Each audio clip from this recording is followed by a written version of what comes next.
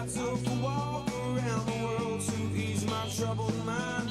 I left my body lying somewhere in the sands of time, but I watched the world float to the dark side of the moon. I feel there's nothing I can do.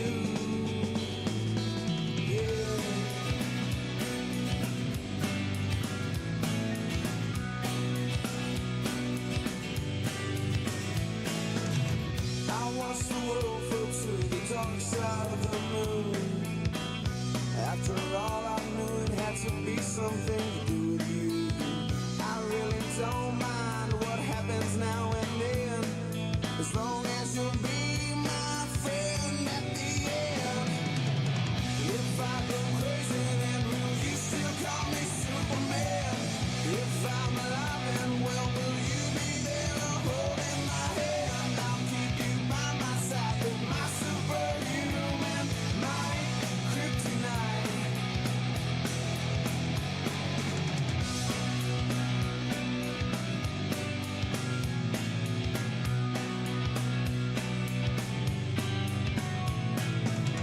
You call me strong, you call me weak, but still your secrets I will keep. Took for granted all the times I never let you down. You stumbled in and bumped your head. If not for me, then you'd be dead. I picked you up, put you back on solid ground. If I go crazy, then will you still call me Superman? If I'm alive and well, will you be there holding my hand? I'll keep you by my side with my superhuman might, kryptonite.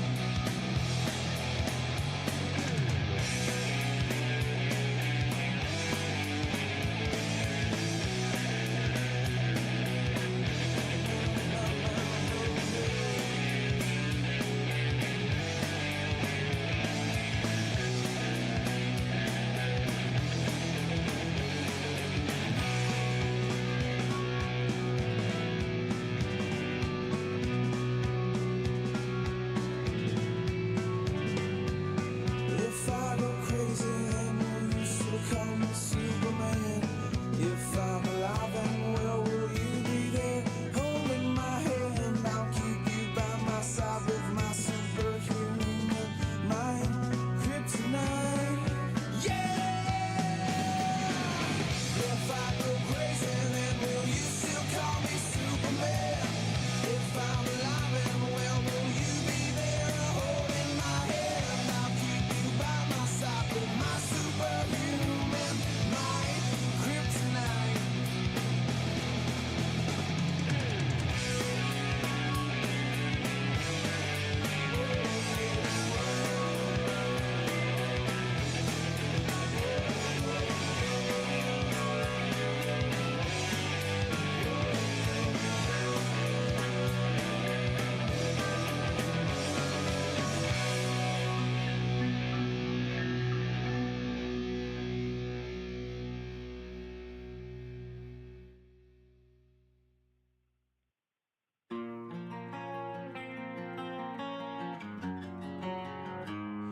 A 100 days have made me older since the last time that I saw your pretty face.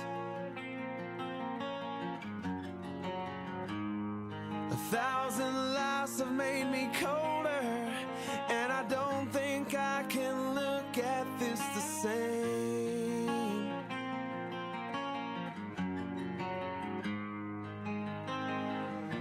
But all the miles that separate, they disappear now when I'm dreaming of your face. I'm here without you, baby, but you're still on my lonely mind. I think about you, baby, and I dream about you all the time. I'm here without you, baby, but you're still with me in my dreams. And tonight, it's only...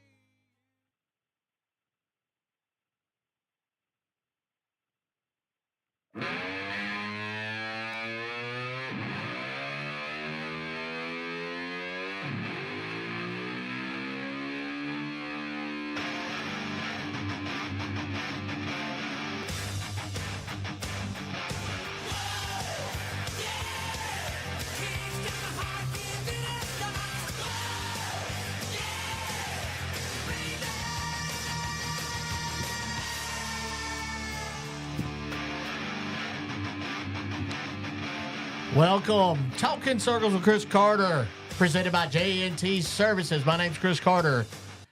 This is Sydney Sanders, my co-host, my awesome producer over there, Mr. Eric Messer with Messer Media. This is your 2024 election headquarters, and we'd like to report that... No, I'm just kidding. Did you vote? I did. Did you? I did this morning. Did you? Last Monday. No, okay. And my ballot it was messed up, and it was like in Bermuda Run, the little town hall, and it was real quiet. I said, whoa, oh, heck no. Y'all, I need some help over here. You probably really did, though. I promise I did. I know. It changed it from one to the other. I didn't do it. I said, ma'am, I need your help. I'm glad you called it. You didn't have a paper ballot? Well, you didn't print. It's on a screen. And then it prints out. Yeah. Oh, I had a paper ballot. So when you printed it out, It needs to be paper ballots. It was wrong. Yeah. Oh, I'm glad I checked mine. Yeah. So anyway, we missed last week. Our buddy over there, Eric Mercer, he was sick. He wasn't feeling good. And if you listen to him talk, it still sounds like he's been snorting dirt or something. I don't know what he's over there doing. With the squirrel. Peanut. Oh, no, Peanut the squirrel. Don't get me. They done got me started about Peanut the squirrel, and I'm very upset about that. We just had a 10-minute conversation about it. If y'all don't know about Peanut the squirrel, just Google it and you will know. Most of you probably do know. Want to welcome all y'all in tonight. We have got a big show. Of course, this is our 2024 Snowball Derby Countdown, brought to you by Valasta, and y'all know Valasta's sponsoring, or there, it's the Fall Brawl at Hickory Motor Speedway, presented by Valasta. Right. So Wow. that's really good that they're involved in all this stuff. So I'm excited about that for them, and also excited about our Snowball Derby Countdown. We are going to have Tim Bryant tonight. He will be our first guest, and when he is the owner and operator promoter of Flags Speedway, then we're going to have my little buddy, our Race for Kids Foundation president, philanthropy. How do you say it? Philanthropy. How do you Philanthropy. say it? Yeah. Okay. Something. Darren Krantz Jr., he's going to be on, and I'm excited about that. He won the late model track championship. I'm excited for y'all to hear how this kid done that. I mean, I saw the little clip of it. It was battle. man, that boy, he's. I'm gonna I don't want to steal the thunder, but he's like fourth going in. 10 points back, blah, blah, blah. But the kid earned it, and I'm very, very proud of him. His dad, Darren Sr., he is very happy, too. Very, very good moment. That kid has a bright future. So we're going to have Darren Krantz Jr. Then we're going to have Travis Provost. He is the promoter and operator of the Carolina Mini Stock Challenge. That's going to be at Carteret County Speedway, where I will be announcing. I've done this race for Travis several years now. And we'll be going back to Carteret County Speedway. This is Travis Provost's race, so I will be going back to Carteret County Speedway with the microphone in my hand. AJ Sanders is racing. Mm-hmm. Sydney Sanders is racing. Nope. That breaks my heart. And then y'all knew it was coming. I had him on last show, and I can't help it. I got to spend Friday and Saturday with my buddy Bubba Pollard, racing for Sam Hunt Racing in the number 26 Sandy America Xfinity car. Not the result everybody wanted, but you know what? I put it on my Facebook page. Good memories. I got to see a lot of people that I hadn't seen in a while from Mobile back home, and we had a good time. And I'm going to tell y'all what, Sam Hunt is a class act. You don't see many team owners, y'all, on the box. Mm-hmm. You don't see many team owners at the Sandy America tent mingling. You don't see many team owners with the help pushing the car out. So he's a younger guy, super nice. Sandy America met a lot of important people with him, and it just everybody, the whole thing, it went smoothly. You would think that this was like a well-oiled machine, and Bubba Pollard. But also another reason that I had Bubba on is for many years now, Bubba Pollard has been a big-time, heavy favorite to win the Snowball Derby, and it's almost like Dale Earnhardt at the Daytona 500. He's just now, I know Dale won it later, but all those years that Dale Earnhardt didn't win the Daytona 500, it's kind of like Bubba Pollard with the Snowball Derby. It hadn't, and last year was the closest he's came, and Stephen Nassy chopped him, which racing deal. I'm not talking about Stephen Nassy by no means. So I'm excited about having Bubba Pollard on. He'll be our last guest. Since it is election night and this is your 2024 election headquarters at the Choice Tire and Automotive Studios, we will be done by 9 o'clock. That's all I'm saying. We're going to talk about what's going on this weekend at various tracks. We'll talk real quick about the Fall Brawl at Hickory, the North-South Shootout at Caraway, the Mini Stock Challenge Series, of course, at Carteret, like I said, and then we'll touch up. Justin Long has some good stuff on his Facebook page. He's been over to Western North Carolina. I told all of y'all we will not, won't forget about the people in Western North Carolina. And then we're going to bring y'all an update on Noelle, and we'll talk about her. And also me and DJ will be talking about her as well here in just a little bit. All right, so the elephant in the room. We just seen that NASCAR, and me and Messer, we got to watch what we say here. So, with that being said, I mean, we do work for NASCAR. We do get paid by NASCAR. So, with that being said, man, that was a wild one. It was, Messer. Okay, so A lot to unpack there. It is, and you know what? Coulda, woulda, shoulda. So here's in a nutshell. They've already done something about this, which I'm very surprised that NASCAR reacted today. I expected it to be Wednesday as usual per NASCAR, right? With the way they usually do things. You know what I'm saying? Right. It's usually on a Wednesday. So the numbers 1, 3, and 23 teams have been penalized for violating the NASCAR member code of conduct at Martinsville Speedway. The crew chief and spotter of each car, as well as a team executive from each organization, have been suspended for this weekend's race in Phoenix, okay? Additionally, the teams have been assessed with a loss of 50 driver and owner points, and the drivers and owners of each car have been fined $100,000. So in reality, the owner and the driver, so that's $200,000 per team, right. Okay? Okay, so I told Messer before the show, Sydney, you drive a race car at Bowman Gray Stadium. If I took you, if you did something and somebody said, Sydney, bad girl, and took you out of your car and another girl drove it, how big of an effect would that have on you? So in other words, what I'm saying is I feel like that maybe suspending the drivers. I'm not saying they're wrong or right, okay? But if you're going to throw punishment out there, you sit back as a professional NASCAR driver in the Cup Series, and you have to sit and watch your car. As a matter of fact, you can't even come to the track. And right. You got to go watch right. that on NBC. Do you think that should... No? Mm-mm. It wouldn't deter Sydney Sanders. She's a Sanders. I wouldn't like that. Right. So... But these people have the money, so it's just like a dollar bill to them. I understand, but what I'm saying is I feel like a race car driver being pulled out of their car. The sponsors didn't pay for Bubba Pollard to get in Bubba Wallace's car. Right. They didn't pay for Sidney Sanders to get in Ross Chastain's car, and they didn't pay for Christian Eckes to get in Austin Dillon's car, right. Is what I'm saying. Right. Okay. Now, that's just me talking, of course, they do what they want to. They have done what they want to. But if you go back, I believe it was 2022. You know how my memory is. Remember the Roval, Cole Custer, and all that? Yes. Do y'all remember that? Yeah. Mm-hmm. Bad boy. Here we are. So, that's what I'm envisioning, and the same thing. Yeah. I think NASCAR really needs to get tougher on these situations. If they really want to deter the team order situation and everything, I know certain series do it. I know Formula One's really popular about that. But if they want to deter the team order situation, they need to do something similar to kind of what they did back when they had the Michael Waltrip situation back in 2013. 13, yes. So, okay, let's just go back to the race. We all have listened to the radio chatter. I would speak like in Chinese, something, or like Coach 7, 8. If you ever watch the pictures, they do the hand signals or something, right?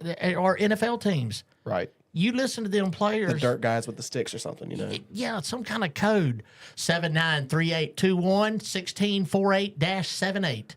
Right. You got it? Yeah, that's why you're like, the car is really loose, isn't it? You know, like Your okay. arm's hurting, isn't it? Woo! Is your arm hurting And a little that's bit? when you just Did do a you little. eat today, Bubba? Did you eat today? Brandon Krantz came on here. He just commented. He says you can leave my car in the shop before you put someone else behind the wheel of it. There's my point. That, Brandon, glad to see you're doing a lot better, buddy, too. Thank you for tuning in. There's my point right there. Right. Okay. Bowman Gray driver.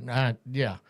You pull Bubba Wallace, Ross Chastain, and you know what's crazy about that? I put a picture on my podcast, but I talked to Ross Chastain for a little bit Friday night. Talked to him about Tristan McKee and all.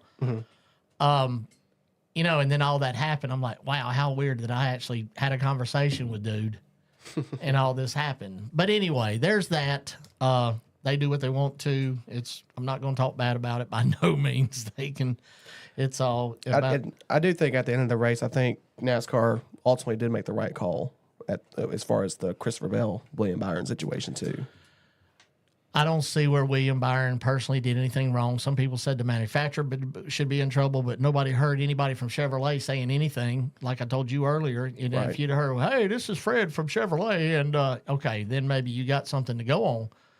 But Yeah. And Matthew Dillner, thank him for tuning in. He just tuned in saying it's been going on throughout the history of motorsports. yeah, It's nothing new. right. No, it's not. And Like I said, the team order situation is so popular in Formula One. okay, Matthew, and if y'all, I can't remember who said this. Who said it? But somebody said that when the regular season championship ends, 1, 2, 3, and 4. First goes in the round of 4. Second goes in the round of 8. Third in the round of 12, and fourth the finishes in the regular season in the round of 16. That just complicates the whole I playoff knew you'd system say again. something. Speaking of Matthew Dillner, thank you very much. And I was telling Messer about this, and I thought I was going to tell him. Chris Ingram, Dillner put a tweet out on X about a friend needing a ride. He's legally blind, and it's Chris Ingram. They call him the Blind Tiger, and I want to give him a shout out. I took this guy back to his hotel in Greensboro, and the first, y'all are probably going, like I did when I picked him up. You're legally blind. How are you watching the race? You'd be very surprised at the tools and stuff that are provided. But this guy advocates for hearing impaired, seeing impaired people. He does, and this dude, Sydney, I'm telling you, said hearing impaired, yeah, seeing impaired. So I was very impressed with this guy. It was a great, Matthew, thank you for putting that tweet out there. And usually I stick around with Bubba Pollard and do what we do. But anyway, want to give Chris Ingram a shout out. The stuff that he does to help other blind people. Matthew Dillner always talks about giving back, using what you have and giving back. Giving back what you put in. And that's what this guy, Chris Ingram, he is on a mission. Very, very awesome guy. So, Chris, I just want you, if you're listening tonight, I really enjoyed talking to you and all that. So, we're going to take our first quick commercial break, and we're going to come back with Tim Bryant of Flags Speedway. Once again, as always. Wait, whoa. Yeah. I was going to do sponsors, I guess, when we came back. God almighty, Chris Carter. Darren Krantz, you didn't see this, okay? He got excited. I did. I get it. It don't take Chris much. Carter. So if you hear these sponsors' name, and when Sydney says them, if you can't go and help monetize that business and help them out, it is free of charge. Don't cost you a dime to go to their Facebook page, like it, share it, follow it, please, if you would, Sydney. We'd also like to say hello to P1. It was Pee-wee tonight. So hello, Pee-wee.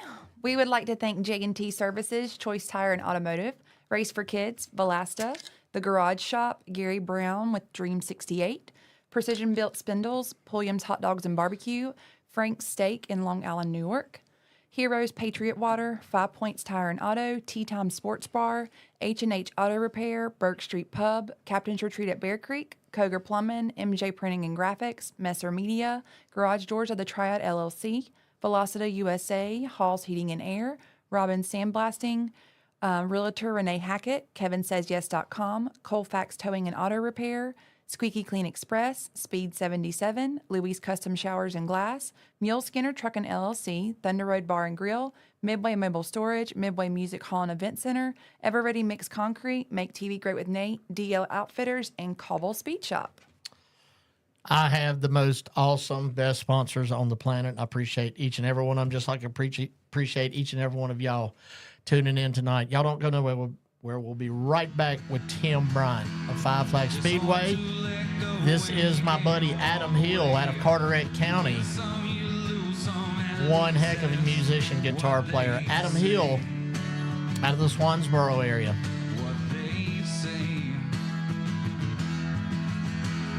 It's not that I'm tired of this simplistic fate. It's not that I feel. Choice Tire and Automotive is a full-service auto repair shop and your number one source for tires and wheels in Kernersville, North Carolina. They offer a variety of automotive services to keep your vehicle rolling on the road and off.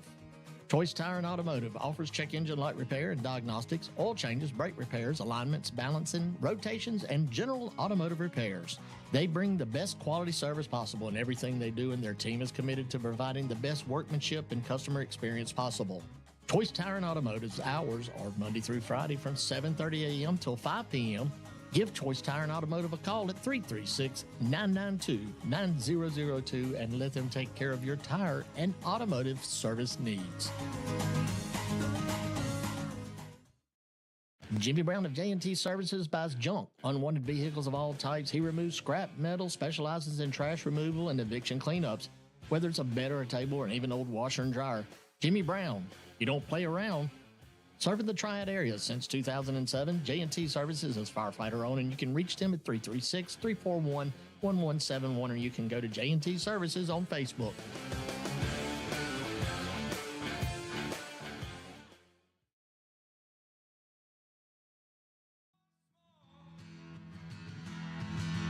Since I lost my worry mind, now my struggles getting harder to find. Welcome back. Talking Circus with Chris Carter, presented by J&T Services. We are live from the Choice Tire and Automotive Studios. Once again, that was my buddy Adam Hill. I met Adam Hill back in 2017. Man, y'all have heard me say this, Sidney and Eric, man, one of the most talented guitar players I have ever seen in person. I mean, he can rip one. Anybody that's with a local band or knows any local musicians that would like to have their music played on this show, please reach out to me, Sidney, or Eric Messer at Messer Media, and we will play their music. We do not have a problem. We want to promote local. So we're waiting on Tim Bryant. Busy man. Oh, my. What is it? Philip Harrison said he made it out alive. The cat people didn't get him. So I went to, y'all know, I had a busy weekend. You already know I went Friday and Saturday to Martinsville Speedway. Then I went to watch I love my New Orleans Saints like I do Alabama. Y'all know that if you know me. And they lose to the bottom of the barrel. One notch, one team below us. We're the worst. We're the second to worst. Now we are the worst team in the NFL. I bet it was exciting, though. Yes, it was. The only thing that I've been to a lot of NFL games, especially back home watching the Saints. A lot. Who dat? I've never seen a player get really injured like what happened to Chris Olave. I seen that on your story. I mean, that dude, when I was watching it, when he got hit, he just dropped. Nothing moved. And I told my buddy Worm, I'm like, man, that dude I hope he ain't dead. I don't like watching stuff like that because it makes me nervous. So, and I've got a lot of respect for the Carolina Panther fans. They act way better than we do down in New Orleans, I promise. But how the whole crowd, it was so loud and everybody, you know how, in the stadium is just how everybody just got so quiet, and it was almost like a very respectful thing. A lot of respect for Carolina Panther fans. Bryce Young from University of Alabama had a really, really good game. I've been saying over and over that boy is not as bad as the kid's run for his life ever since he's been in the NFL. So the Carolina Panthers, if they would just shore up that offensive line a little bit and give that kid time, just like what happened Saturday, even though I know it was the Saints, Bryce Young did a great job. So Philip Harrison, where I'm going with this is we fired our coach Dennis Allen, which is that I makes me seen so that happy. after you sent a Yeah. text saying you didn't like the coach. I couldn't that- stand it. When they hired him, I said, "This is stupid."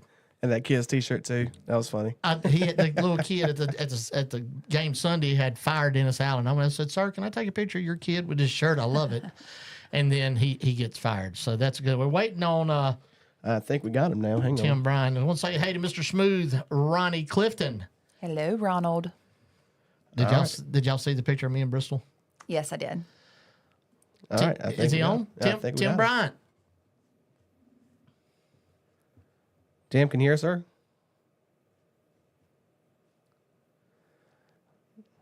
Let's see here. I see him. I can see him. Hey, Tim, can you hear us, sir? Can you hear me? Yeah, there we My go. mic's on. I got you, buddy. You got me, Tim?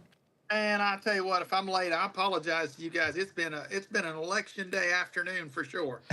So, I was just fixing to say, and I got sidetracked talking about the stupid Saints.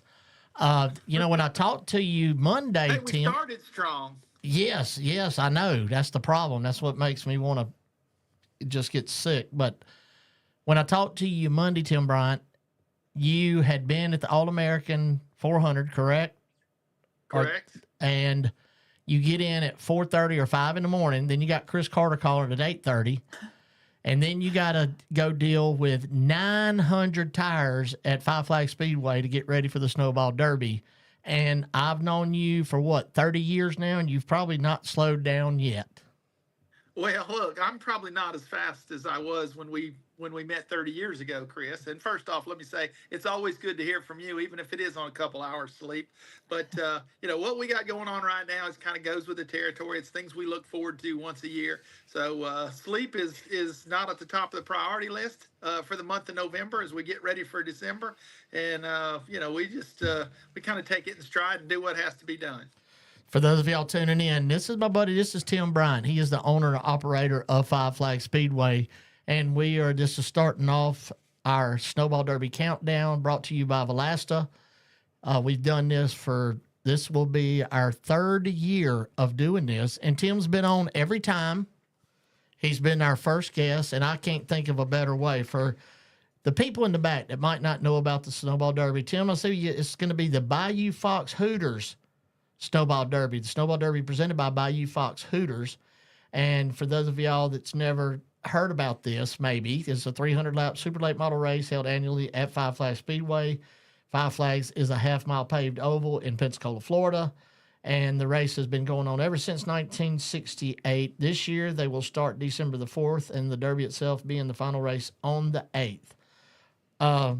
Tim, each year, to me, I've been to many. It's almost like, what does a promoter as yourself do to outdo what happened the year before? Well, I'll tell you, Chris. I mean, we don't set out to have the biggest event. We just want to have a good event, and there are many of them around the country. So we want to make sure that we can kind of stay in that elite group of signature events. And you're right. I mean, each year it seems like it's a little harder to outdo last year. We for a long time when we took over the track in 2004, Chris, we looked forward to getting to the 50th annual Snowball Derby, and we wanted to make that really special. And we thought it'd never get here, and 7 years ago we had that race, and it was very special. We had a lot of special things going on, and of course Kyle Busch won his second Snowball Derby that year, so that was cool. And of course, that fast forward now we're at the 57th Snowball Derby, and it keeps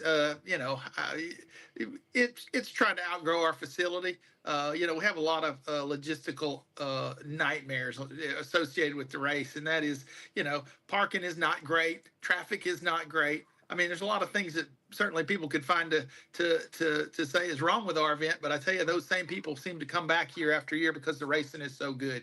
So for that, we got the competitors to thank. They put on their best best dressed for the Snowball Derby and the Allen Turner Snowflake 100, which has turned into a big event in its own right. And then, of course, our support divisions. This is their Snowball Derby too. Right. So, yeah, 4 days of good racing, and we have just electricity in the air and the fans. It's just amazing to me, and we're blessed and thankful for the fact that so many of these people just keep coming back year after year.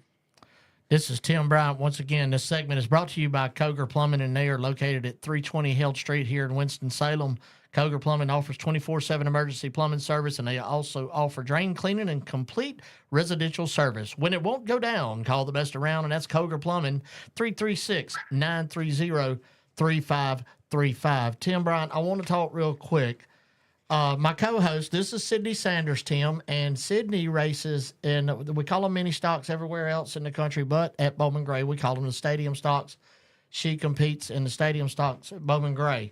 So with her being my co-host, Sydney, I want you to know that 2, not 1, female drivers has won the Snowball Derby. 1994, Tammy Jo Kirk, 2010, Johanna Long. Johanna is from Pensacola. That was a big, big deal, and Tim can talk about that here in just a second. But I want y'all to know that there are some heavy hitters that's won this race. Rich Bickle has won it the most, 5 times. That's the most by any driver, of course. Donnie Allison, Darrell Waltrip, Jody Ridley, Gary Ballou, Kyle Busch, Chase Elliott. Chase has won it twice. Eric Jones, Eric's won it twice. John Hunter Nemechek, Noah Gragson, Ty Majeski is the defending winner. Dave Mater the third. Tim, we've got many winners we could talk about. With all these people that's raced this race, man, this is a big deal, not only for Tim Bryant and Miss Pat and everybody involved, but these drivers. I mean, that's a big, big deal. And Ty Majeski, he's going to be a threat again this year. He will be. He'll be going for Snowball Derby win number 3. Yes. As a 2-time winner. And by the way, congratulations to Ty on a great Craftsman Truck Series season. He may come in here. Quite possibly could come in here as the Craftsman Truck Series NASCAR champion. Yes. And of course, the same could be said for Grant Enfinger, who, although he's not on the entry list yet, I think that's a possibility. And how big would that be for the Fairhope driver to come in as the Craftsman Truck Series champion? So you're right, Chris. And, we always say it's an elite group of people who have won this race, but even more so is the elite group of drivers who have yet to win this race. And there are some really heavy hitters that have yet to get it on their, they've yet to get the Tom Dawson Trophy on their mantle. Speaking of, and he's going to be on the show, he's my last guest. And speaking of Grant, I actually spent some time Friday evening and with Grant at Grant's pit stall at the pit box, and with the people, just the people with Grant, such a class act. And I do believe we probably will see him at the Snowball Derby. But one name that hasn't won it, it's like we spoke of earlier, is Bubba Pollard.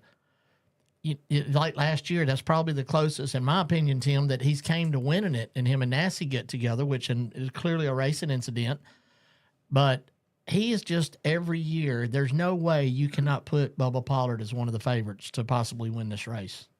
He's probably right there at the top of the list of favorites who has yet to win. And by the way, we released our promo video last night. It's on our Flags Speedway Facebook page if anybody wants to see it. And You it got it opens with that incident with Bubba Pollard and Stephen Nassie. So that's 2 guys that are in dire need of a Snowball Derby win, and both of them crashed out with about 8 laps to go last year with each other, and neither one was upset at the other one, only because they both knew how important it was to win that race. And it was, as Stephen says in the interview, it was wreckers or checkers, and he wasn't too upset about it. Real quick, Messer's got it ready. I'm going to show that promo video right now, Tim. Stand by. Rise in short track. Loosens him up. Here's Bubba Pollard. He's got the Nassie, chops him off. Around goes Stephen Nassie. Around goes Bubba Pollard. They're both up and into the fence. Nassie and Pollard clash again. It's the biggest prize in short track racing, and you just saw with your very own eyes what the race means, what that trophy means. There is no second place. There is no runner-up. There's only one spot that matters. Winner take, all. I'm not super upset about it. I knew that it was either going to be checkers or wreckers. You don't plan for years just to finish one spot short. Are you kidding me? This race makes dreams come true. It's your golden ticket to history. You're added to a list millions dream of being on. Calling yourself a champion here, at this place, changes everything. Hall of Fame careers need that crown jewel. They need that one race, that one trophy that lets the world know just where they stand. But there's a younger generation that's got something to say, and they will do anything to capture the attention of the world. Final laps are everything, because it all comes down to one goal, one mission. Just win.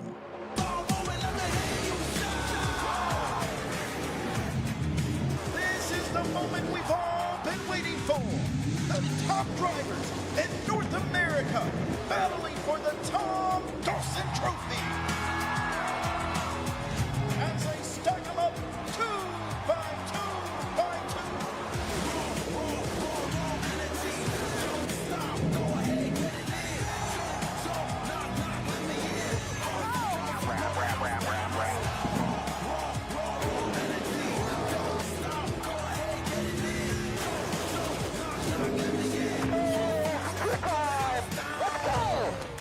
This is the Snowball Derby.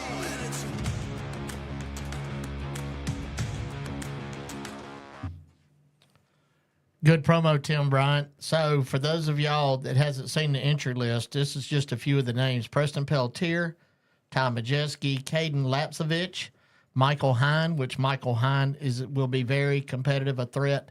William Sawalich, Connor Sutton, Matthew Craig, Stephen Nassy, Jake Finch. Connor Jones, Noah Graxon, Bubba Pollard, Brent Cruz, Giovanni Ruggiero, Caden Honeycutt, Connor O'Kresick, Derek Krause, Griffith, Derek Thorne, who's won, Johnny Sauter, Chandler Smith. Tim, to me, every driver is a driver that can win this race. Well, you know what? That's so funny you say that, Chris, because when you go down the list, you look for a driver and say, what's he thinking? Why is he coming? And then it just doesn't. It doesn't register that these guys are all winners. They're winners. Wherever they race in their regions or at their home tracks or whatever, they're all used to winning, and they all come with the dream of winning the Tom Dawson Trophy, and they're all capable of it. So that being said, I've always said there's guys that end up in the last chance race on Saturday afternoon who would be, legitimate contenders to win the race on Sunday if they get that far.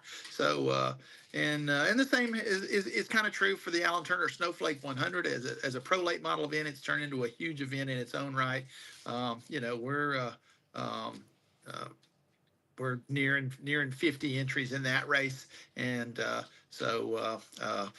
it's going to be a good weekend of late model racing. And again, I want to go back to what you and I talked about, and you and I both know how important that is to us and to our local drivers to be a part of the Snowball Derby, be it a pure stock race, a sportsman division race. The pro trucks, they all run on Thursday night. On Friday night, we had a Modified of Mayhem championship race for Stan Narison's tour. And then, of course, on Saturday, along with the Snowflake, we run, our Outlaw Division championship race. And by the way, getting an early start on September. On November 23rd, we have what we call the Snowball Derby Preview. It's an all-day practice session. We actually pay money for the fastest lap in each division, laid down all day long. And then that night, we're going to have, with free admission to the grandstand, by the way, our Derby 40. It's our Snowball Derby for our new Crown Vic class here at Five Flags. So looking forward to a large field of cars for that. And that really is where things get kicked off. I'm excited. I can't wait. We will continue our Snowball Derby Countdown, brought to you by Valasta, all the way up until the last Tuesday. And then after that, I'll be headed down your way. I'm looking forward to seeing. How's Miss Pat? She doing okay?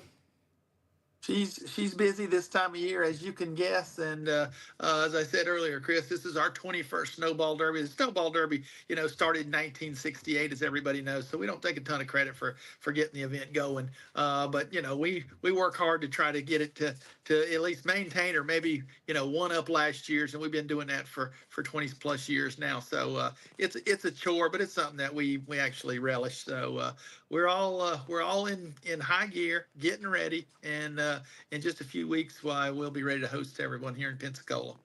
Sounds good. Give Miss Pat my love. Please tell her I said, hey, Tim, as always, I'm looking forward to seeing you, my friend. And Sydney, there's always room on that Tom Dawson trophy for another female, should you decide to give it a shot. Okay, thank you. See, she can talk, Tim. Tim, as always, I appreciate you. Thank you for being on. We will continue to support and have this preview, countdown show, as I said, to the last Tuesday. And we're going to do our last show. Our last show will be live at the Garage Shop.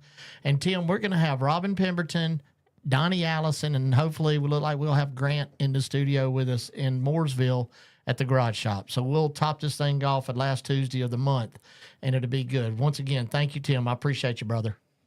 Appreciate all the support, Chris, and we'll look forward to seeing you in a few weeks. Sounds good, man. See ya.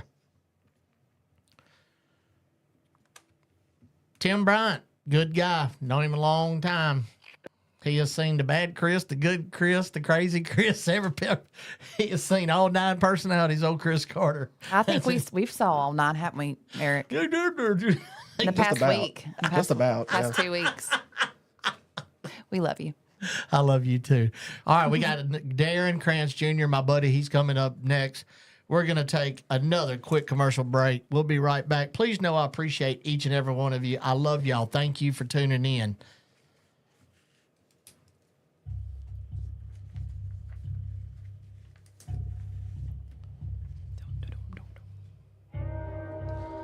Nova's Fade out of High Point, North Carolina, just released their first album, Cerebral Wasteland. All major platforms, YouTube, iTunes, Amazon Music. Great band. Only 2 years they've been together. This is one of their originals. Nova's Fade out of High Point, home of Ryan Blaney. We'll be right back.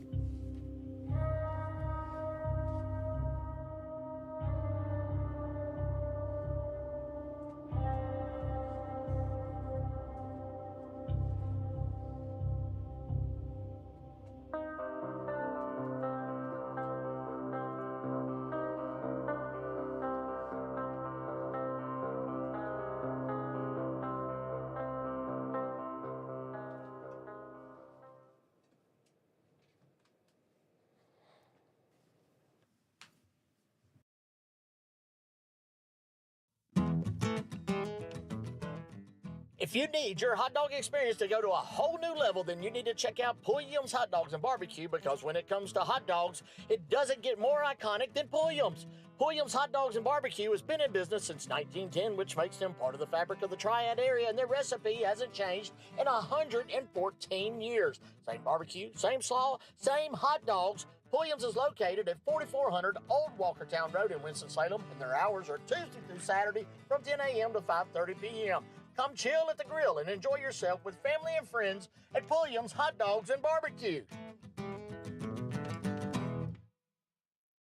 Since 2006, 5 Points Tire and Auto works hard to earn your trust and loyalty.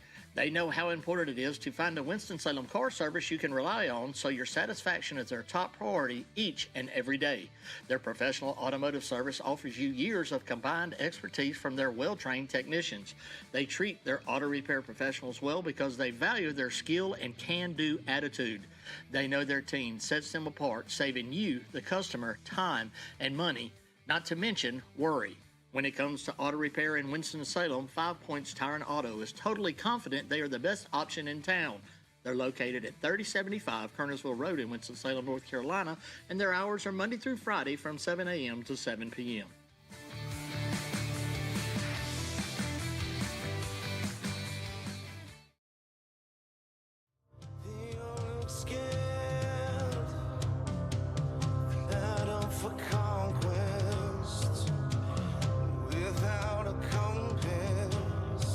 Some good beat.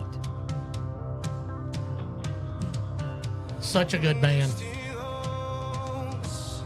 Out of right here, High Point, North Carolina, Nova's Fade. So coming up next, this is going to be our Cam's Corner segment. Of course, we've had our Cam's Corner segment on for quite some time here at Talking Circles with Chris Carter, presented by J&T Services. Brought to you by Pulliams Hotdogs and Barbecue. 4400 Old Walkertown Road. Cam's Corner. Cam's Corner. DJ on? Yes, he is. 1 second.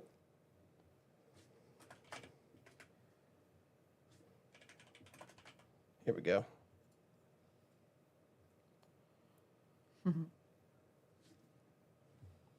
Hey, Darren, can you hear us, buddy? Darren, can you hear us?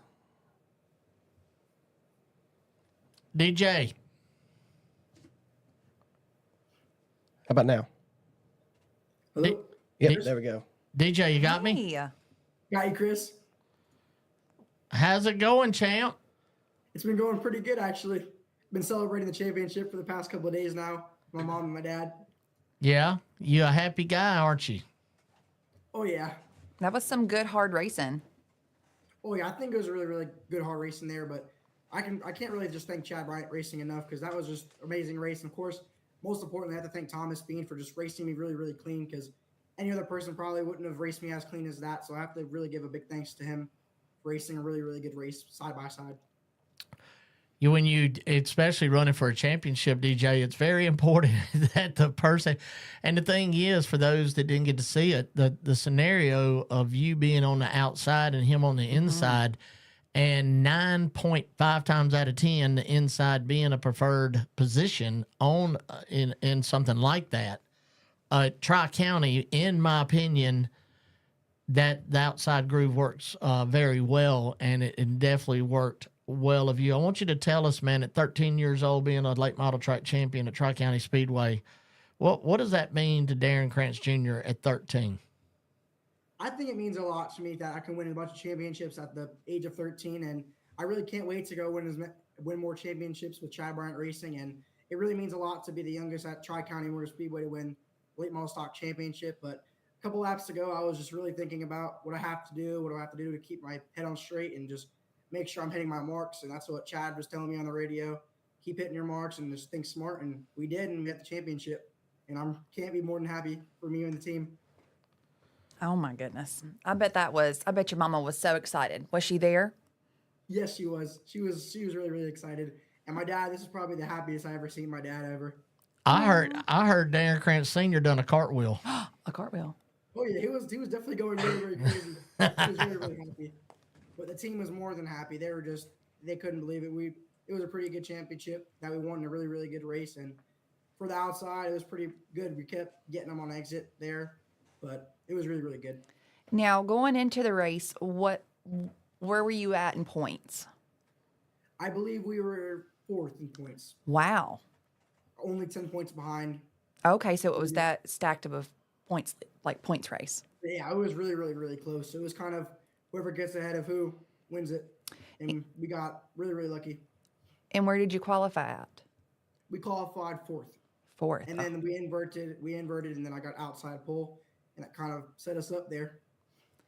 And how, I mean, I know he was saying hit your points and just do your race, but, when you got a car on the inside, it's very hard, I know, for me not to keep looking in my mirror, and they tell you not to mirror drive.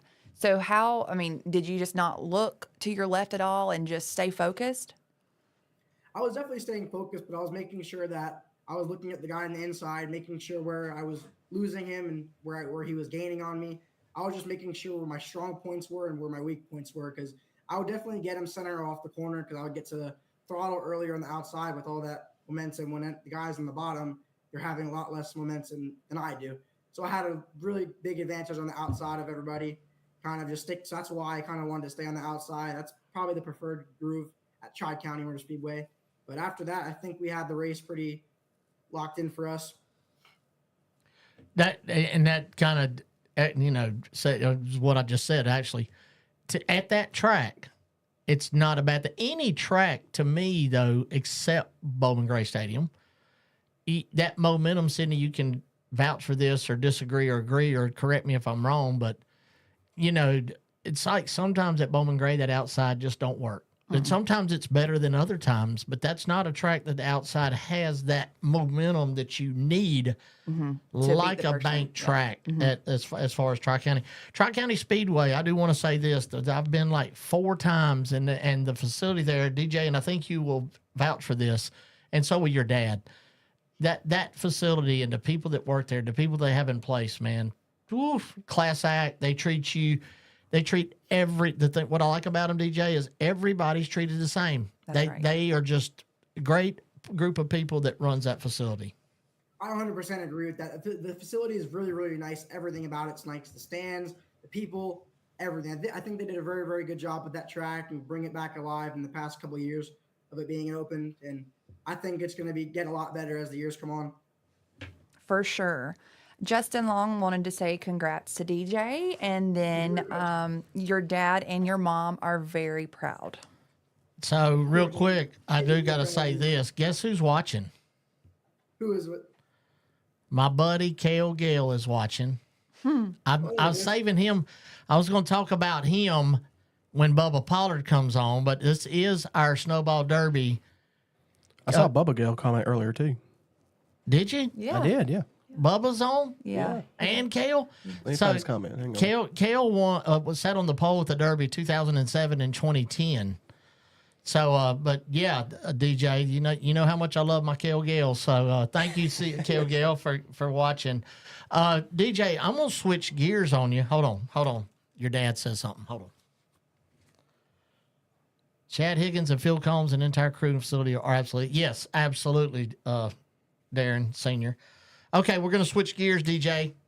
I want to talk about me and Messer got to go and watch your dirt debut at Millbridge Speedway a few weeks ago, racing for Chase Briscoe. And DJ, I was going to tell you, I told your dad that qualifying Saturday, Chase Briscoe in Group 1 was the fastest. Had already, the second group was going out to qualify. And he was, how they are at the pit box and all this. And I seen a guy where I was standing. I was out of the way, of course, and just looking at him at an angle. And there was a guy there that had a card that needed to be signed. And Chase Briscoe seen it. And no other driver usually does, especially in qualifying, okay? Yes. Chase Briscoe walked around, went to that guy to sign that card. And I said, you know what? Now's my chance. Went and introduced myself, told him about you, told him how much that me and Messer enjoyed being with his team and the guys that he had in place, the job that they'd done. But real quick, let's talk about that dirt experience at Millbridge Speedway. I think it was a really, really good experience for me. I think I learned a bunch with the grooves because dirt is a lot different than asphalt. But I think so far in the past couple of weeks, I've already learned so much from dirt and making it come to asphalt. I think it made me 100% a way better driver. And I can't wait to see what comes in the future with my dirt career. I think it's just going to get better every single time, but I can't wait to get back on dirt and learn some more. But that last race, I think it was really, really good for me to get the hang of it. And I think we were getting there because I think we were P2 that time. So that was pretty good for my first time on dirt, but we had a lot of practice just to know what we have to do. But I can't wait to see what the next races hold for us. You qualified, and I do believe, Messer, it was second where he qualified, right? It was, yes. Yeah.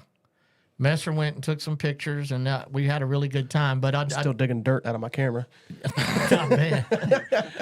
I do want to reiterate that Chase Briscoe, of course, he wasn't there that night, but the people that he has put in place to deal with a young driver as yourself that's never raced dirt, and there's no doubt about it, there's not a driver on this planet, and Sydney, I think you'll agree as well, and Messer's over there choking. He forgot to mute his mic while he chokes. It's okay. Do you know mouth to mouth? You don't do that with the Heimlich. That's CPR. Oh, my bad. I got the Heimlich.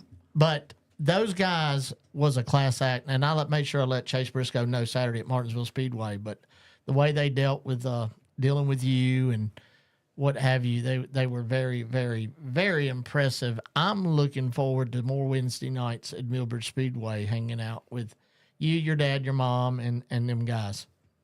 I think it was a really good time hanging out with you too. I always like seeing you, Chris. It's always a good time hanging out with you no matter where we go. But yeah, I think it was a really, really amazing race. And I can't thank Alec enough and the whole team and the whole Chase Briscoe Racing team And I just can't thank them enough, because without them, I don't think we would have did so well with their coach, without their coaching. But mainly Alec and Chase Briscoe, I have to thank them the most for getting me there and helping me get that P2 and letting me have a chance to get some experience on dirt. I will say with dirt racing, any type of dirt racing, it's always like you don't ever get a moment to like take a deep breath. I feel like you're always like doing something to get ready to go back out. Whereas with asphalt racing, I feel like you have somewhat of you can breathe and have a break. Do you feel that way too? I definitely feel that way, because in dirt, you're kind of passing everybody every single lap. You don't have breaks. You're always having people come in the inside of you, outside of you, behind you. So it's kind of every lap there's people. You're on your around toes. you. Asphalt, it's very, very difficult asphalt as well, but it's not. You definitely get a lot more deep breaths than you do as from dirt. For sure. I want to say hello and thank you so much, Mr. Phil Combs, for tuning in. I love listening to this guy when he has got a microphone in his hands. It's class. And we were bragging on y'all's track earlier. See that he just tuned in. And Phil Combs did say congratulations again on your first championship. Real quick, do want to say hello to Mama Vicky. I get to see her Hello, this Miss weekend. Vicky. She says hey to you, Sydney. And Tina Barnes said Darren and Annabeth put on a show in the first race at Tri-County Saturday. So all you people tuned in, especially Derek Kearns, I appreciate your support, buddy. I want to thank all y'all for tuning in. Mr. Phil, hope you're doing okay, sir. It's always a privilege to have these people that tunes in to Talking Circles with Chris Carter, presented by J&T Services. DJ, now we're going to switch gears another time. I want to talk about our laps for Noel, and I'm sure people's wondering, whatever happened. So just so everybody knows, so when you do these laps for Noels, I'm talking to all y'all tuning in at home. We have this has been going on for quite some time. We've had Tommy Baldwin Jr., Luke Baldwin, all these people involved, okay? It's almost, they pledge, okay? So it's not like somebody comes up to DJ or his dad, Darren, and they say, here's the money, okay? So how this works, once again, we want to be as transparent as we can. The money that we raised at Bowman Gray with the shirt sales and all that, and the Laps for Noel money, we will be going the week of Thanksgiving, okay? We will be going to the University of North Carolina Hospital to present all of this to them. I talked to Dylan Franklin. I get updates on this phone. I talk to him regularly, okay? So we are getting that rounded up. The DJ, that's a big deal of what you've done for this child, and we're about to get, I think it's just maybe 2 or 3 more people that's going to get the money to your dad. I'm excited about that and the Race for Kids Foundation and what you've done in your Laps for Noel. Thank you very much for saying that as well. So I really can't wait for me and you, Chris, to go hand that $15,000 check to Noelle Franklin. I couldn't be more happy to help somebody like her, and I cannot wait to hand that check out with you in the hospital. Something else I do want to talk about that you're very involved in, and you've already got it kicked off, is the Toys for Tots Foundation. And I talked to your dad also again the other day, and I think what we want to do is your dad's going to send some Toys for Tots Foundation's boxes so we can talk in circles with Chris Carter, presented by J&T Services, can be involved with the Toys for Tots, which makes us involved, and we are already a part of the Race for Kids Foundation.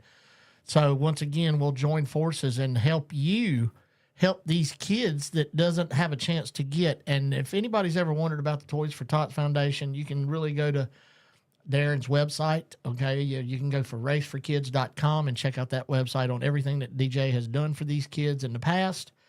And at 13 years old, DJ, and what you do, and I remember when I first started talking to your dad, it's been 6 months now, that you would see a homeless person or someone on the road that looks hungry or is begging for food and make your dad turn around to go feed this person on the street. Of course, I don't think anybody, my opinion, I don't think anybody should be hungry in this world. I think everybody needs food and needs something. That's why I always wanted to. And I always felt bad because terrible that people have to be in that situation. So that's why I would always want to turn back and give them food and give them something to have that they really, really need the most. He's brought up well, buddy. Big heart. Yeah, and it makes me proud to say that this show, being so involved and being involved with Race for Kids Foundation, has opened doors for Talking Circles with Chris Carter, presented by J&T Services. And in my opinion, it's like me and your dad was talking the other day. We're really, Sydney, we're just getting started what we're going to do with Race for Kids Foundation and helping other kids. We're not stopping at Noel. We will continue to help kids, especially kids with cancer, that just less needy, that doesn't have what other kids have. So, DJ, I'm excited about what the future holds for all of us.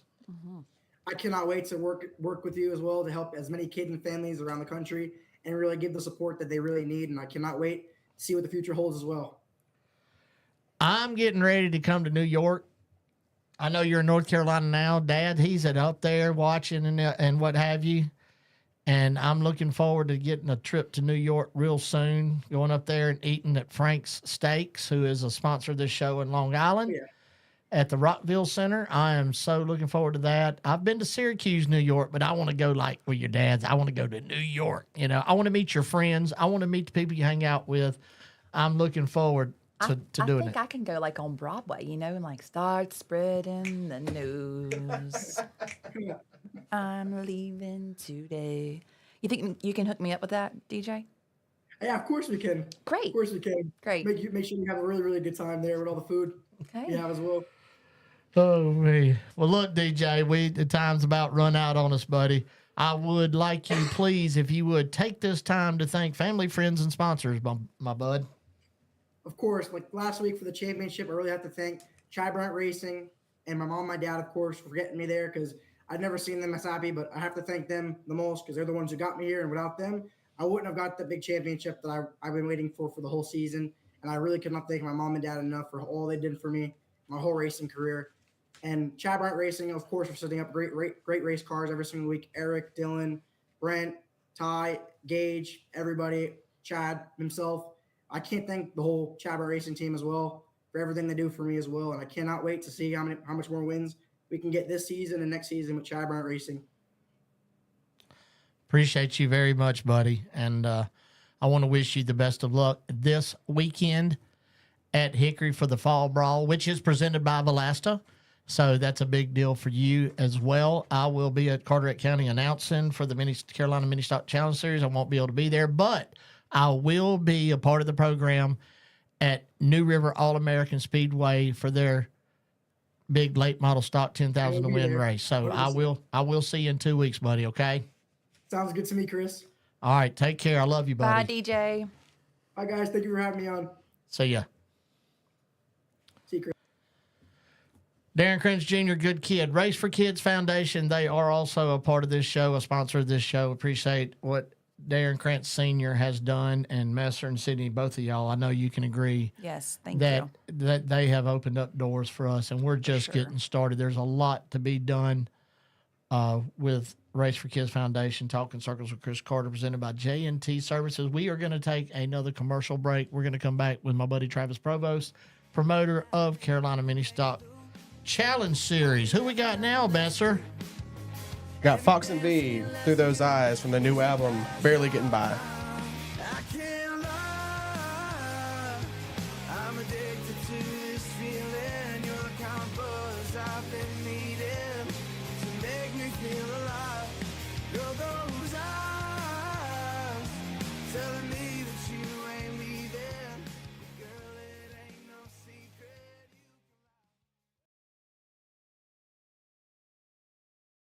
Hey everybody, it's Chris Carter, host of Talking Circles with Chris Carter and an announcer here at the historic Bowman Gray Stadium. And I want to just take 1 second, if I could please, to tell you all about Valasta. I've discovered Valasta. I'm now day 18 of taking this amazing product. I had Sam Shepard on my podcast 3 weeks ago. And once again, I've had arthritis of my spine and my knees, and I've been able to get around. It's made such a difference in my life. I had these things on my elbow that are basically gone away now. So go to Valasta.net, check this amazing product. I promise you'll thank me. Valasta.net, Valasta Racing. Y'all go check them out. It has made such a difference in my life. I'm telling you, my way of living has changed drastically in only 17 days. Check them out, Valasta.net.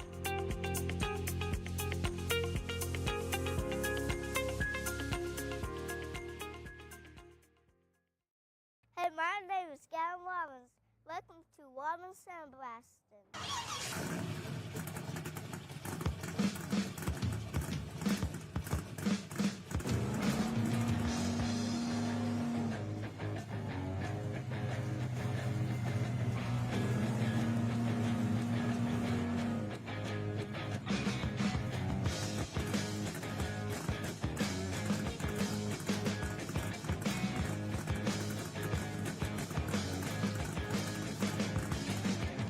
Hey, I'm Michael Robbins. I'm a third-generation sandblaster. Alongside of my parents, Eddie and Shirley Robbins, we are Robbins Sandblasting. In December of 1954, my grandpa, Buddy Robbins, started Robbins Sandblasting. Over the past 65 years, there have been many of cars driven in this driveway. Some have come and gone, others have become friends, but many have become family. With the fourth generation standing here, it's our job to teach them how the rust meets the dust. So from our family to yours, thank you for 65 years.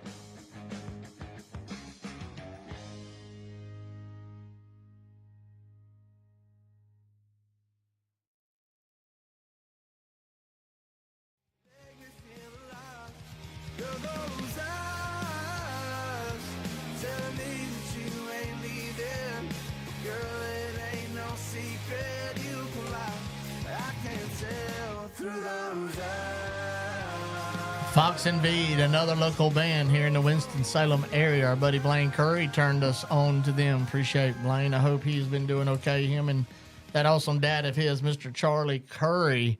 Welcome back, Talking Circles with Chris Carter, presented by J&T Services. We are live here in the Choice Tire and Automotive Studios, and we have had a good show so far. Cindy, you're good over there? I'm great.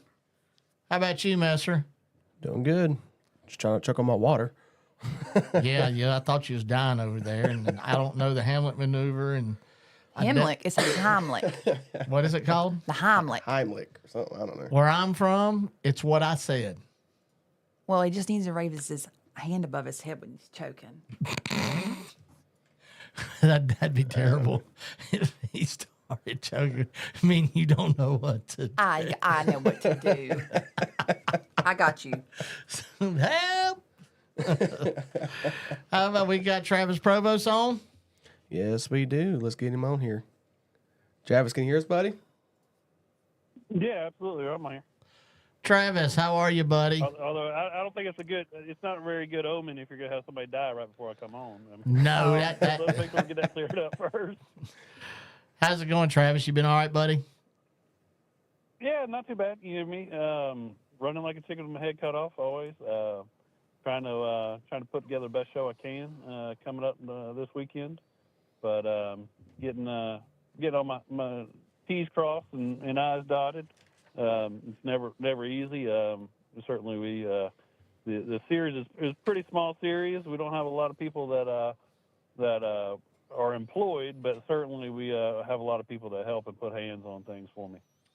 We're talking to Travis Provost. He is the operator, promoter, everything, and I'm surprised he's not the announcer himself for the Carolina Mini Stock Challenge Series. This segment is brought to you by Valasta, and Valasta is the world's strongest natural antioxidant, natural anti-inflammatory, and is clinically proven to protect the body from harmful free radicals, which is the major cause of chronic ailments and disease. For more info on Valasta, check out their website at valasta.net, or you can check out my pinned video on this page, Talking Circles with Chris Carter.